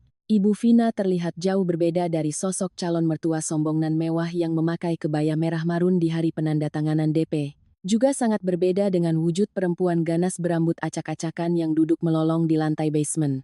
Ibu Vina hari ini memakai taktik, play victim, kelas dewa. Dia memakai baju daster batik kusam, rambutnya dicepol asal-asalan, wajahnya sengaja tidak pakai bedak untuk memamerkan flek hitam dan kantung mata yang kelelahan. Kedua tangannya menenteng barang bawaan, tapi sekilas lihat saja bisa ketahuan betapa pelitnya watak itu yang sudah mendarah daging. Satu kantong plastik berisi beberapa jeruk peras yang kulitnya sudah keriput agak busuk, dan satu kaleng biskuit murah yang banyak dijual di warung kelontong. Dia melangkah masuk ke halaman, posturnya dibungkukkan seolah sangat tak berdaya, matanya celingak-celinguk mencari mangsa. Begitu melihat saya sedang memetik sayur, dia langsung memaksakan sebuah senyum layu yang menyedihkan. "Nisa, lagi metik kangkung ya, Nduk? Pak Herman ada di rumah?" Saya menghentikan tangan, membuang kangkung yang belum selesai dipetik ke dalam baskom, lalu berdiri tegak. Saya tidak menjawab sapaannya, hanya menatap lekat-lekat dengan sorot sedingin es. Sandiwara apalagi yang mau dimainkan wanita ini sekarang? Tepat saat itu, Bapak keluar dari dalam rumah, tangannya masih memegang lap untuk mengeringkan cangkir teh. Melihat Ibu Vina, langkah Bapak tertahan sejenak. Rahang tegas nan kasar Bapak saya seketika mengeras. Beliau tidak kaget, tampaknya beliau sudah memprediksi bahwa orang-orang tak tahu malu ini cepat atau lambat akan mencari masalah sampai ke sini. Ibu Vina melihat Bapak ibarat orang tenggelam yang menemukan kayu pelampung. Dia tergesa-gesa berlari maju, meletakkan kantong jeruk layu dan biskuit kaleng di atas meja kayu tamu bengkel, lalu memakai kedua tangannya untuk memegangi lengan Bapak saya. Matanya mulai berkaca-kaca. "Pak Herman, saya minta maaf beribu-ribu maaf Pak, tolong kasih jalan hidup buat saya sama anak saya, Pak. Beberapa hari ini saya jatuh sakit sampai nggak bisa bangun. Si Dimas juga kayak orang linglung nggak mau makan. Saya sadar hari itu saya hilaf, perhitungan saya salah, dan bikin si Nisa sakit hati. Tapi Bapak kan juga orang tua, Bapak pasti ngerti perasaan saya. Saya cuma punya satu anak laki-laki, saya terlalu khawatir mikirin masa depannya makanya saya egois. Tolong Bapak nasihati Nisa Pak. Mereka itu udah 4 tahun pacaran, cintanya udah sedalam lautan, masa karena masalah kecil harus putus begitu saja sih, Pak?" Dia mulai menangis. Air mata buaya bergulir di pipinya. Kata-katanya terdengar seperti sedang merendahkan diri, tapi setiap kalimat yang keluar diam-diam masih saja menyalahkan saya, menyebut saya sakit hati karena urusan kecil, dan memakai dalih cinta sedalam lautan untuk mengikat kami. Saya baru mau membuka mulut untuk mengusirnya, tapi Bapak mengangkat tangan memberi isyarat agar saya diam. Bapak menarik lengannya lepas dari cengkeraman tangan Ibu Vina. Beliau mundur selangkah, menjaga jarak dengan sangat tegas. Gesturnya sangat tenang dan perlahan, tapi memancarkan tekanan berat yang membuat Ibu Vina langsung menghentikan isak tangisnya. "Bu Vina," suara Bapak yang serak bergema di bengkel yang sunyi. "Ibu benar, saya juga orang tua. Tapi cara saya jadi orang tua dan cara Ibu jadi orang tua itu beda, ibarat bumi dan langit." Bapak menunjuk ke arah jeruk dan biskuit di atas meja. "Ibu bawa barang-barang ini ke sini buat apa? Buat beli balik uang 2 miliar anak saya? Atau buat membeli kepatuhannya supaya mau ditindas lagi? Ibu bilang Ibu khawatir sama anak laki-laki Ibu sampai bertindak egois. Terus Ibu pikir saya nggak khawatir sama nasib anak perempuan saya? 4 tahun anak saya pacaran sama anak Ibu, dia yang ngerawat si Dimas siang malam, dia yang berhemat makan hemat pakaian demi nabung buat masa depan mereka. Saya lihat semuanya dari jauh. Hati saya sebagai bapak perih rasanya, tapi saya nggak ngelarang, karena saya kira Dimas itu orang berpendidikan yang tahu cara menghargai perempuan. Tapi ternyata tebakan saya salah besar." Wajah Ibu Vina mulai memucat, dia tergagap. "Pak Herman, masalah rumah itu, saya udah rida kok kalau nama Nisa dimasukin SHM. Saya udah nggak nuntut apa-apa lagi. Oh, dimasukin namanya, terus nanti ditambahin selembar surat perjanjian kalau cerai rumahnya balik ke anak Ibu, sementara anak saya disuruh pergi bawa uang 2 miliar yang nilainya udah nyusut digerus inflasi, begitu kan maksudnya?" Bapak tertawa keras, tawa yang penuh hinaan. "Bu Vina, dengar baik-baik. Keluarga kami ini memang cuma tukang kayu pinggiran, kulit hitam kena debu, tapi kami bukan orang goblok. Ibu mau pakai 150 juta Ibu buat ngerampok keringat saya yang 2 miliar. Waktu rencananya gagal, Ibu maki-maki anak saya pakai kata-kata kotor hewan. Pas Ibu sadar posisi Ibu kejepit nggak bisa nyelamatin uangnya, Ibu malah bawa jeruk busuk ke sini main drama main perasaan. Kemunafikan itu harusnya ada batasnya, Bu, Pak." Saya nggak ada maksud begitu, sungguh, saya benar-benar minta maaf. Ibu Vina gemetar. Kedua tangannya bertaut saling meremas. Aura arogan yang biasa ia tampilkan dulu sudah benar-benar lenyap, yang tersisa hanyalah keputusasaan seorang manusia serakah yang telanjang usai kedoknya dibongkar. Bapak melangkah ke arah meja, mengambil kantong jeruk dan biskuit itu, lalu berjalan lurus ke arah gerbang luar bengkel dan membantingnya ke aspal pinggir jalan. Lalu beliau berbalik, berdiri tegak sambil menunjuk ke arah jalan raya. Ibu dengar baik-baik. Anak perempuan saya ini berlian berharga buat saya. Saya lebih milih nafkahin dia seumur hidup, lebih baik dia nggak nikah selamanya, daripada ngebiarin dia masuk ke keluarga yang punya mertua picik dan suami pengecut kayak keluarga ibu. 150 juta DP yang disita developer itu, anggap saja ganjaran dari Tuhan atas keserakahan kalian yang gak ada ujungnya. Mulai detik ini, saya larang ibu atau si Dimas injakkan kaki ke rumah saya. Kalau Dimas berani ganggu Nisa satu kali lagi, saya nggak segan-segan panggil polisi. Sekarang silakan ibu pergi. Kata-kata bapak turun bagai pukulan palu godam. Sangat tegas, kuat, tanpa menyisakan sedikit pun celah untuk tawar-menawar. Ibu Vina berdiri kaku bagai patung, wajahnya berubah merah, lalu putih. Mulutnya terbuka mau ngomong sesuatu, tapi saat melihat sorot mata bapak saya yang berapi-api, ketakutan akhirnya mengalahkan ketidakmaluannya. Dia menunduk lesu, memutar badan dan berjalan lemas keluar dari gerbang. Dia bahkan tak berani mengambil kembali jeruk dan biskuitnya, terus berjalan cepat ke ujung jalan, memanggil ojek pangkalan, lalu kabur. Saya menatap punggungnya dari kejauhan, lalu menoleh memandang bapak. Beliau sedang mengambil lap, membersihkan kembali permukaan meja kayu, seolah baru saja mengusir aura iblis dari rumah. Hidung saya terasa pedih, namun rongga dada saya dipenuhi rasa bangga dan kebahagiaan yang meluap-luap. Kebahagiaan sejati bukanlah mendapatkan suami kaya atau jabatan tinggi, tapi memiliki seorang ayah yang siap pasang badan jadi benteng pertahanan ketika kita diserang badai kehidupan. Udah, gak usah dipikirin lagi orang macam begitu. Nak, ucap bapak. Suaranya kembali lembut. Sana cuci tangan, terus masuk kita makan. Hari ini bapak masak sayur asem sama ikan gurame goreng kesukaanmu. Saya tersenyum cerah, berlari dan memeluk pinggang bapak.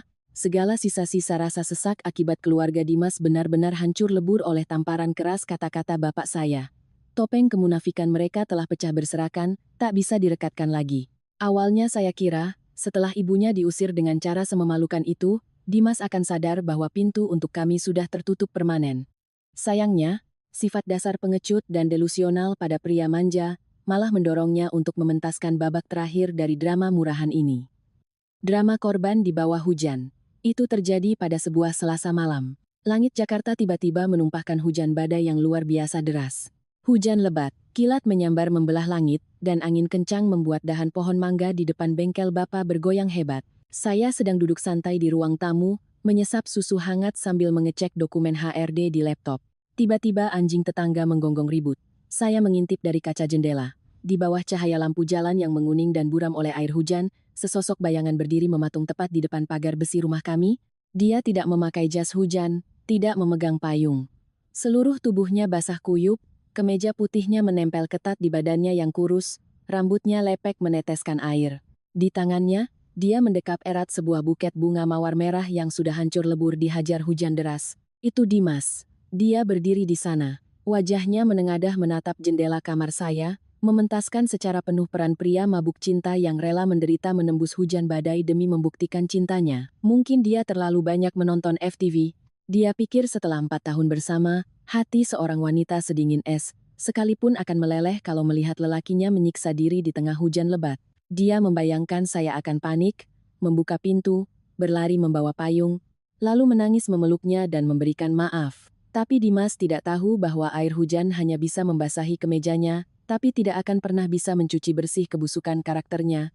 Dan hati saya, setelah melihat dengan mata kepala sendiri keegoisan keluarganya, telah berubah menjadi sebongkah es abadi untuknya.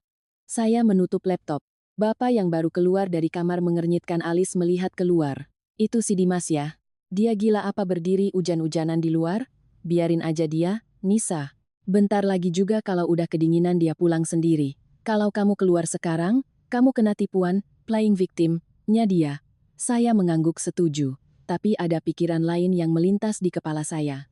Kalau malam ini saya tidak mematikan total ilusinya, dia akan terus menggunakan alasan cinta mati ini untuk cerita ke teman-teman kampus kami dulu, berlagak jadi pihak malang yang ditinggalkan. Saya harus mengubur sendiri hubungan beracun ini dengan tangan saya. Biar Nisa yang urus, Pak. Saya berkata sambil meraih payung besar warna hitam yang digantung di dekat pintu. Nisa bakal selesaikan sampai tuntas, nggak akan lebih dari 3 menit.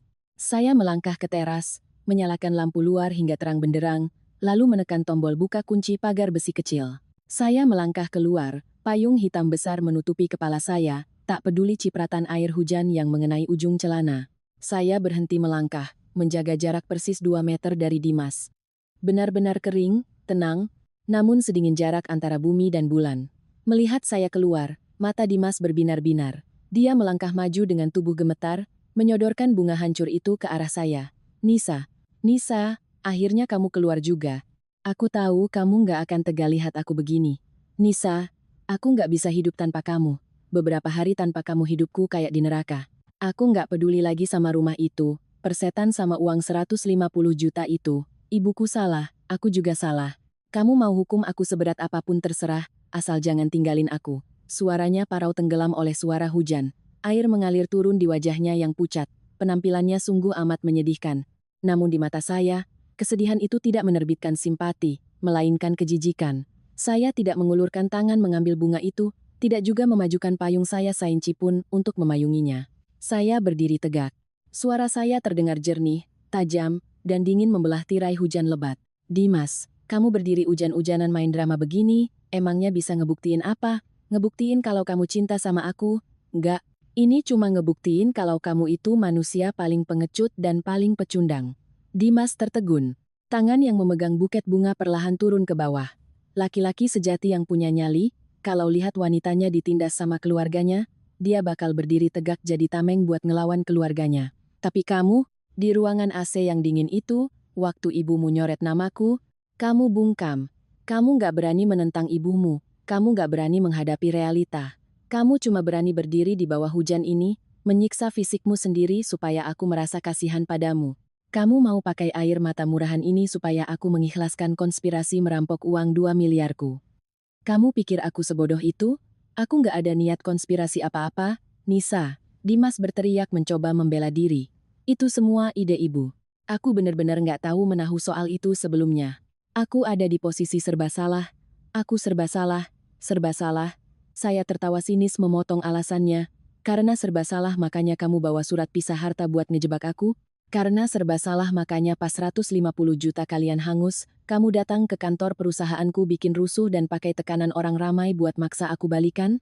Dimas, kepengecutanmu bukan karena kamu harus nurut sama ibumu.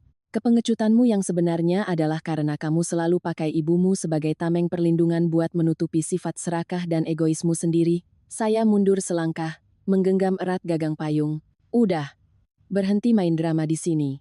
Hujan ini mungkin bikin kamu masuk angin, tapi nggak bakal bisa memutihkan kebusukan moralmu. Bawa pulang bunga ini, jadikan pajangan penyesalanmu. Buat aku, sejak detik aku memblokir semua ATM-ku, Anissa Fitri yang dulu sudah mati. Hubungan kita tamat selamanya. Saya memutar tumit, melangkah mantap masuk ke dalam pagar besi, terdengar bunyi logam beradu dengan sangat keras, gembok pagar tertutup rapat. Saya tidak menoleh ke belakang barang sekalipun. Hujan masih turun dengan derasnya. Dimas berdiri mematung di sana untuk waktu yang sangat lama, sebelum akhirnya dengan langkah tertatih-tatih, ia memeluk bunga layu itu dan berjalan gontai ke arah jalan besar. Di belakangnya, tertinggal kisah cinta 4 tahun yang telah membusuk sempurna. Kembali ke dalam rumah, saya menutup payung dan mengelap percikan air di tangan. Bapak menatap saya sambil tersenyum-senyuman bangga, saya telah mencabut sendiri duri paling dalam di hati saya. Mulai malam ini, tidak akan ada lagi permohonan yang mengganggu, tidak ada lagi mimpi buruk atau amarah yang tertahan. Buku tentang Dimas telah dilemparkan ke dalam tungku api, terbakar menjadi abu tak bersisa. 1 bulan setelah badai apartemen 2 miliar, hidup saya seolah membuka lembaran baru yang luar biasa. Ibarat pohon yang baru dicabut dari tanah beracun. Mungkin awalnya layu karena akarnya terputus, namun setelah ditanam di lahan yang subur, pohon itu menumbuhkan tunas-tunas baru yang jauh lebih kuat dan rimbun dari sebelumnya. Saya tidak buru-buru membeli rumah dengan uang 2 miliar itu. Pelajaran pahit kemarin menyadarkan saya bahwa punya aset itu penting, tapi punya literasi keuangan jauh lebih krusial. Saya membagi dana itu jadi 3. 700 juta untuk deposito jangka panjang suku bunga tetap, 600 juta untuk diinvestasikan ke reksadana yang dikelola manajer investasi terpercaya dari teman kantor, dan sisa 700 juta saya, hold, tunai untuk memantau peluang, flip, properti yang punya potensi bagus, yang tentu keputusannya 100% ada di tangan saya sendiri. Ketimbang memaksakan beli rumah langsung, saya menyewa sebuah unit apartemen mewah 2 kamar di area CBD Kuningan, hanya berjarak 15 menit jalan kaki dari kantor. Apartemennya tidak terlalu besar, sekitar 60 meter persegi, tapi memiliki balkon indah yang menghadap kelap-kelip lampu gedung Jakarta. Hari pertama pindah, saya tidak perlu pusing minta pendapat siapapun soal bagusnya sofa warna apa, atau gordennya bahan apa. Saya kemal sendirian, beli sofa kulit premium warna, beige, meja kopi dari kayu, walnut, dan memborong banyak tanaman indoor, untuk dekorasi. Rasa memegang kartu ATM sendiri dan menggeseknya untuk benda-benda yang hanya membahagiakan diri sendiri, adalah kepuasan yang luar biasa nikmat. 4 tahun ke belakang, saya selalu pelit pada diri sendiri. Maju mundur berhari-hari cuma mau beli lipstik seharga Rp300.000, demi mengumpulkan modal bersama agar nanti cicilan KPR kami tidak terlalu mencekik leher. Dan imbalan dari penghematan berdarah-darah itu, coretan pulpen tanpa ampun dari seorang Ibu Vina. Sekarang, saya tanpa ragu membeli Reed Diffuser, impor seharga Rp1.000.000, agar ruangan saya selalu wangi, magnolia, yang rileks. Perubahan pola pikir itu berdampak masif pada karier saya. Di kantor, pasca insiden Dimas mengamuk di lobi, bertolak belakang dari ketakutan awal saya akan gosip miring, saya justru dihormati secara luar biasa oleh teman-teman dan atasan, sikap tenang, tegas, keras, dan anti kompromi yang saya tunjukkan hari itu membuktikan bahwa saya adalah perempuan berkarakter baja. Saya tidak mencampur aduk urusan pribadi dan tetap menjaga wibawa institusi. CEO perusahaan saya yang merupakan ekspatriat bule, bahkan memanggil saya ke ruangannya dan tersenyum, "Nisa, saya sangat terkesan dengan crisis management yang kamu tunjuk. Perempuan yang bisa membela hak-haknya di depan umum tanpa histeris, pasti bisa menjadi direktur yang mampu membela kepentingan perusahaan mati-matian."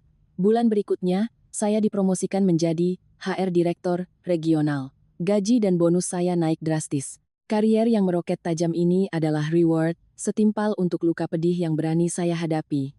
Akhir pekan saya tidak lagi diisi dengan agenda lari-lari ke supermarket, masak tergopoh-gopoh untuk melayani pria pemalas. Saya mendaftar studio yoga eksklusif. Saya mengajak bapak makan siang di restoran fine dining, yang dulu cuma bisa saya lirik dari pinggir jalan. Saya bisa melihat raut bangga di wajah bapak saya karena melihat putrinya tumbuh jadi wanita mandiri, tangguh, dan bersinar. Terkadang kalau sedang duduk di kursi rotan balkon sambil meminum segelas red wine, melihat kemacetan ibu kota, saya kembali teringat masa-masa gelap kemarin. Dan saya sama sekali tidak dendam lagi pada Ibu Vina atau Dimas. Malahan, saya sangat berterima kasih. Terima kasih atas tarikan pulpen sang calon mertua gagal itu. Terima kasih pada kepengecutan pria yang hampir saya panggil suami itu. Berkat kekejaman dan kelemahan merekalah saya terbangun sebelum terlambat.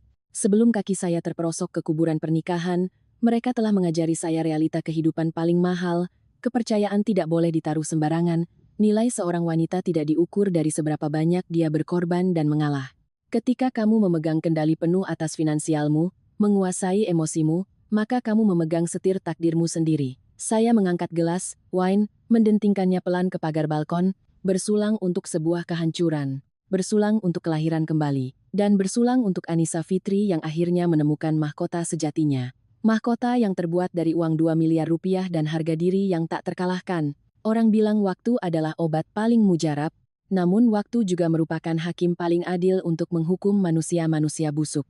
Setengah tahun telah berlalu sejak insiden di ruang agen properti itu. Jika saya mulai hidup gemilang, bagi keluarga Dimas, mimpi buruk itu rupanya barulah episode pertama dari serial panjang menuju jurang kehinaan. Saya sudah memblokir semua kontak Dimas, tapi dunia ini sempit dan gosip pedas selalu punya cara untuk mendarat ke telinga kita. Sore di akhir pekan, saya sedang ngopi cantik dengan Maya, sahabat zaman kuliah yang kebetulan kenal dekat dengan lingkungan Dimas. Maya baru pulang dinas dari kabupaten asal Dimas di Jawa Tengah. Belum juga memesan minuman, Maya sudah memajukan tubuhnya, matanya melotot memancarkan aura biang gosip yang sangat puas. "Nis, lo tahu nggak kabar terbaru rumah tangga orang tuanya si Dimas? Ya ampun, sekampung tuh sekarang heboh, keluarga mereka udah jadi bahan lawakan satu kecamatan." Saya perlahan mengaduk lemon tea, mengangkat sebelah alis, tapi mencoba tidak terlihat terlalu peduli. "Oh ya, cerita dong, apaan yang sampai jadi bahan lawakan?" Maya mulai bercerita dengan tempo cepat seolah takut kehabisan napas. Ternyata uang 150 juta yang dilempar dengan sombong oleh Ibu Vina ke atas meja hari itu bukan murni uang tabungan pensiun kedua orang tuanya. Aslinya, Ibu Vina dan suaminya itu cuma punya tabungan pensiun 50 juta. Sisa 100 jutanya, tanpa sepengetahuan suaminya, Ibu Vina diam-diam pinjam dari rentenir kampung, seorang tante jauh yang terkenal lintah darat. Waktu meminjam, Ibu Vina berkoar-koar dengan sombong. "Anak lelakiku sebentar lagi nikah sama perempuan Jakarta yang kaya raya, bawa modal nikah 2 miliar buat beli apartemen. Saya pinjam 100 juta dulu buat nutupin supaya pihak laki-laki kelihatan bawa duit. Nanti habis nikah bulan depan, menantuku itu kusuruh cairin deposito buat ngelunasin pinjaman ini plus bunganya." Mendengar itu, saya bergidik ngeri. Ternyata kelicikan Ibu Vina bukan sekadar bikin perjanjian pranikah palsu buat menelan 2 miliar uangku, dia bahkan udah merencanakan dari awal untuk pakai uangku buat bayar utang gengsinya dia. Sebuah taktik modal dengkul yang saking jahatnya setan pun bakal insecure. Namun manusia berencana, Tuhan yang menentukan. Manuver nekat saya yang memblokir ATM berakibat uang DP 150 juta itu lenyap disita developer. Hilang uang, hilang juga menantu ATM-nya. Saat rahasia itu bocor gara-gara pernikahan kami batal, si rentenir kampung panik takut uang 100 jutanya bodong. Ia bersama suami dan anak-anaknya datang melabrak rumah Ibu Vina, bikin keributan besar, dan menagih utang dengan bunga gila-gilaan. Di budaya pedesaan, utang piutang 100 juta itu aibnya gampang menyebar dari ujung desa ke ujung desa.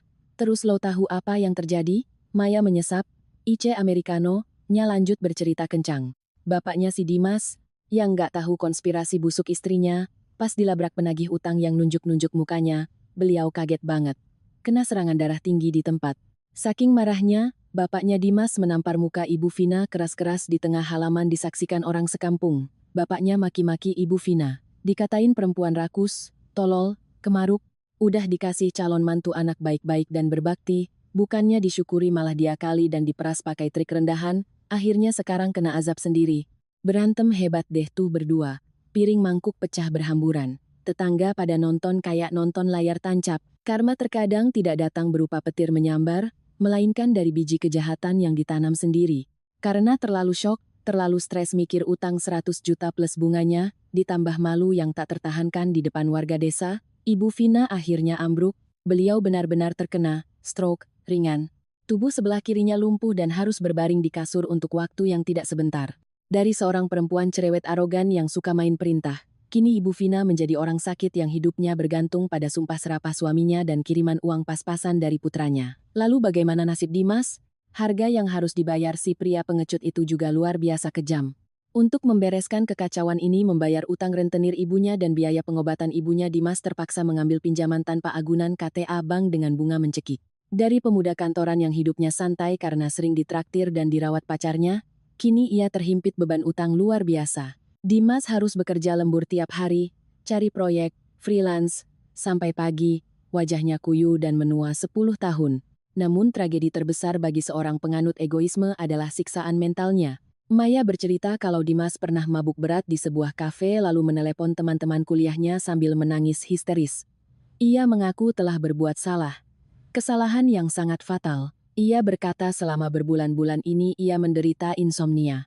Tiap kali menutup mata, bayangan apartemen sewa kami yang hangat, masakan lezat yang saya hidangkan, dan bayangan punggung saya yang berbalik pergi meninggalkannya di tengah guyuran hujan, selalu datang menghantui otaknya.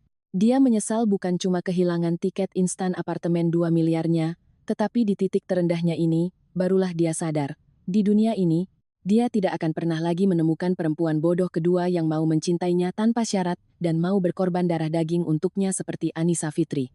Kabarnya, belakangan ini saudara-saudaranya mencoba menjodohkan Dimas dengan beberapa gadis, agar dia cepat punya istri buat bantu bayar utang. Tapi gadis-gadis zaman sekarang sangat rasional. Begitu ngobrol dan tahu bapaknya pensiunan, ibunya lumpuh kena stroke, punya utang pinjol dan KTA puluhan juta, gaji pas-pasan, dan gak punya rumah di Jakarta. Gadis-gadis itu cuma basa-basi menghabiskan minuman lalu hilang di telan bumi. Dimas pun jatuh dalam depresi ringan, hidupnya layu dan menyedihkan bagai mayat hidup. Mendengar kisah itu, saya tidak tersenyum puas, tidak juga merasa iba. Hati saya setenang permukaan danau. Saya mengambil selembar uang 100 ribuan dari dompet untuk mentraktir minuman kami. Udahlah Mei, biarin aja. Kita dengar urusan orang cukup sekadar tahu. Tabur tuai itu nyata, Tuhan itu maha adil. Urusan kita sekarang ya fokus bahagiain diri sendiri. Saya melangkah keluar kafe, menengadah menatap bias cahaya senja yang menembus dahan pepohonan. 4 tahun masa muda saya sempat terkubur di keluarga toksik itu. Seandainya waktu itu saya menyerah pada society, karena takut dilabeli perawan tua atau takut aib batal nikah, lalu nekat gesek ATM 2 miliar itu, maka perempuan yang lumpuh, stroke, di atas ranjang karena stres saat ini, pasti adalah saya. Dan orang tua yang banting tulang membayar utang pasti adalah bapak saya. Harga dari keserakahan adalah kehancuran. Tapi harga dari kepengecutan untuk membela diri adalah kehilangan masa depanmu sendiri. Dimas dan keluarganya telah membayar lunas harganya. Dan bagi saya, pembersihan masa lalu sudah selesai total. Sel kanker sudah dikemo, dan saya siap menyambut terbitnya fajar di kehidupan baru saya. Setelah hujan badai berlalu, langit selalu terlihat begitu jernih. Begitu juga kehidupan saya. Hidup di apartemen Jakarta Selatan ini membawa saya ke sebuah siklus kehidupan yang amat sehat, namun, saya tidak buru-buru mencari cinta baru. Bagi saya, cinta itu ibarat kupu-kupu. Semakin kamu mengejarnya pakai jaring, ia makin lari menjauh. Tapi saat kamu duduk tenang, bercocok tanam membangun kebun bunga yang indah di dalam jiwamu, kupu-kupu itu akan datang dan hinggap di bahumu dengan sendirinya. Dan kupu-kupu saya akhirnya datang pada suatu hari yang sangat biasa. Kompleks apartemen tempat saya tinggal ini rutin mengadakan acara donasi dan charity bagi warganya. Bulan ini, ada donasi buku bekas untuk perpustakaan anak-anak daerah pinggiran. Hari Minggu pagi, saya mengangkut satu kardus lumayan besar berisi novel-novel, buku literatur, dan buku Human Resources bekas yang sudah tak terpakai. Saya mengangkutnya ke bawah. Karena kardusnya menghalangi pandangan, saya tak sengaja tersandung polisi tidur mini di depan lobi lift. Badan saya oleng ke depan. Saya menutup mata bersiap menghadapi rasa sakit karena mencium lantai. Tapi tiba-tiba, sebelah lengan yang berotot dengan sigap menahan siku saya, dan sebuah telapak tangan besar nan kokoh menangkap kardus yang nyaris jatuh berantakan ke lantai itu. Hati-hati Mbak. Barang berat begini kenapa nggak minta tolong security bawain? Sebuah suara maskulin, berat, dalam, dengan sedikit nada teguran manis terdengar dari atas kepala saya. Saya kaget dan buru-buru berdiri tegak, merapikan rambut saya. Di depan saya berdiri pria berumur sekitar 35-an. Posturnya tinggi besar, tegap, memakai baju polo, navy, polos dan celana, khaki, cerah. Kulitnya eksotis, sunkis, khas orang yang sering kerja lapangan. Garis wajahnya tegas dan rahangnya kokoh, memancarkan kedewasaan dan ketenangan. Aduh, terima kasih ya, Mas. Saya yang kurang hati-hati. Saya tersipu malu dan hendak meraih kardus itu lagi. Biar saya bantu bawakan ke booth donasinya. Mbak jalan kosong aja biar aman. Dia tersenyum. Senyumnya luar biasa cerah. Sorot matanya, direk, berani, jujur, namun penuh etika kesopanan. Di perjalanan singkat menuju taman kompleks itu, kami berkenalan. Namanya Rendra Wijaya, seorang arsitek yang kebetulan baru menyewa di lantai atas apartemen saya 2 bulan lalu. Bertolak belakang dari penampilan luarnya yang gagah, Rendra itu luwes diajak ngobrol.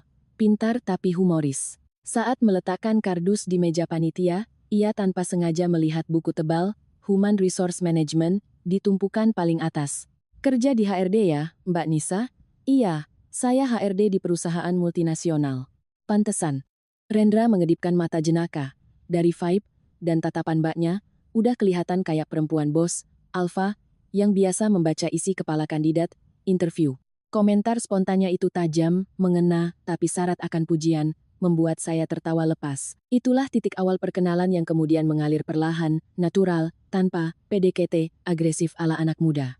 Tidak ada chat, norak mengucapkan selamat pagi siang malam.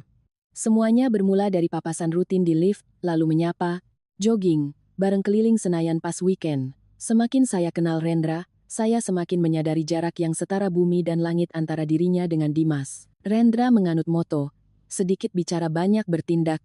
Waktu saya ngeluh lampu bohlam kamar mandiku kedap-kedip, Rendra nggak balas. Ya ampun, sabar ya, nanti, weekend, kalau aku senggang aku betulin.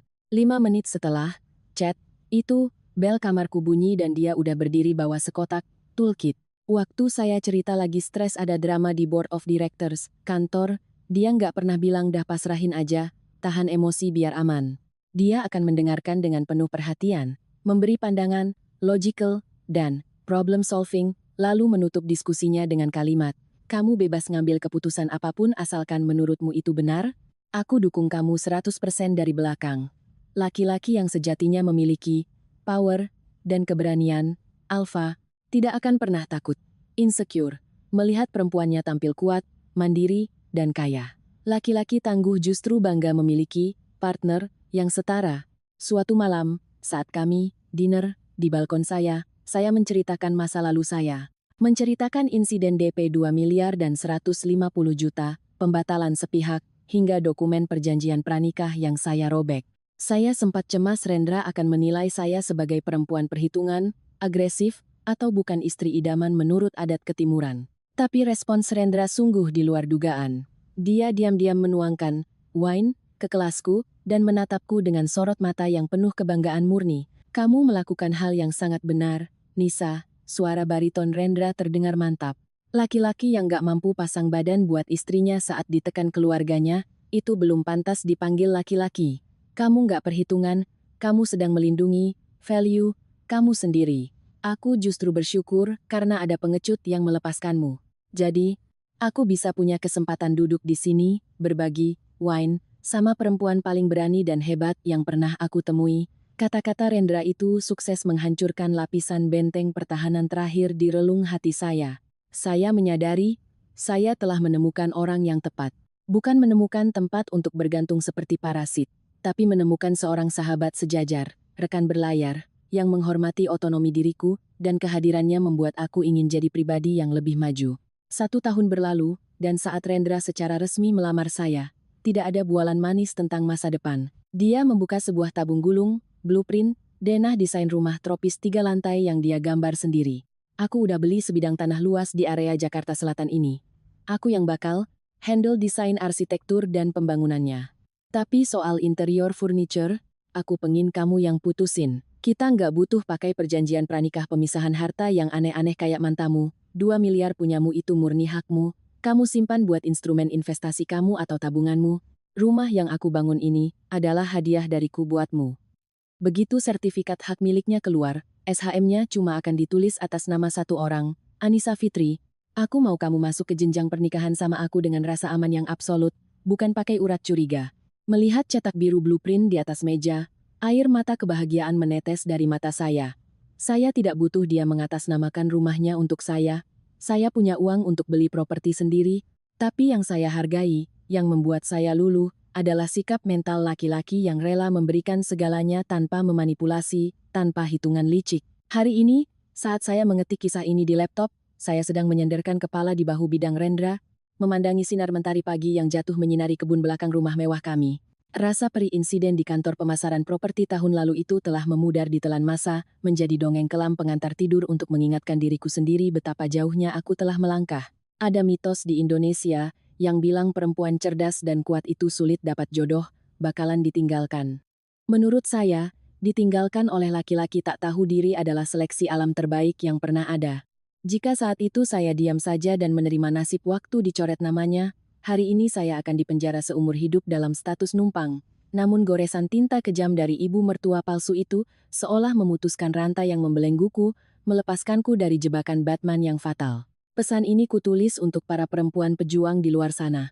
Jika kamu sedang di persimpangan jalan, jika kamu ditekan, dieksploitasi atas nama bakti mertua atau kodrat cinta oleh pria, Ralph Lake, mohon ingat satu hal. Jangan pernah kompromi untuk ketidakadilan. Jangan pernah menyerahkan kendali setir kehidupanmu, keuanganmu, pada parasit tak tahu diri. Beranilah memberontak dari bayang-bayang masa lalu. Hanya saat kau berani menghancurkan kebohongan hari kemarin, kau baru bisa membangun kastil bercahayamu di hari esok. Sama sepertiku, Anissa Fitri, wanita yang menyelamatkan 2 miliar rupiahnya, menyelamatkan harga dirinya, dan akhirnya meraih mahkota pernikahan sejati di pelukan orang yang sangat layak menerimanya. Ketika ombak kejam itu berlalu, lautan hanya akan menyisakan ketenangan batin yang sejati. Terima kasih pada coretan pulpen Ibu Vina. Kalau tidak ada kekejaman mereka, mungkin aku masih tertidur membual akan bahagia yang fana. Kehancuran itu bukanlah kiamatku, Tapi jam waker raksasa yang membangunkanku dari kebodohan, beranjak dari perempuan lemah yang selalu mengalah, menjadi wanita yang mampu menegaskan. Value-nya adalah proses berdarah-darah.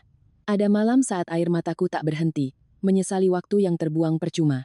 Namun saat aku duduk berhadapan dengan Mbak Farah si pengacara, merobek surat bodong mereka, aku merasakan magisnya kekuatan yang tumbuh. Perempuan lahir tidak untuk jadi benalu, dan perempuan bukan dibesarkan untuk membiarkan dirinya diinjak lalu melabelinya sebagai pengorbanan.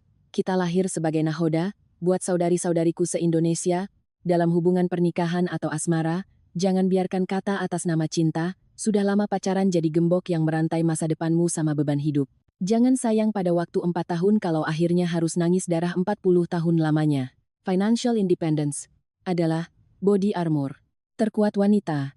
Lelaki yang mencintaimu gak akan pernah sibuk menghitung apakah gajinya tersaingi gajimu, dan gak akan ribut ngerampok nama di sertifikat rumah.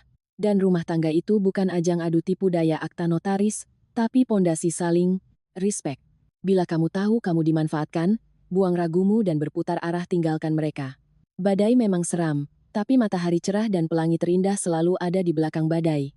Jika cerita saya di atas mampu mengetuk ruang kecil di hati kalian dan memberi kalian dorongan nyali ekstra untuk mandiri, itulah tujuan tulisan ini. Silakan berbagi curhat atau opini di komentar, mari bentuk komunitas yang saling merangkul, agar tak ada lagi perempuan pintar yang dibodoh-bodohi oleh patriarki toksik. Tetap jaga otakmu agar rasional, dan jagalah hatimu agar tetap hangat. Semoga semua saudari di luaran sana mampu merangkai takdir, happy ending-nya sendiri. Terima kasih banyak.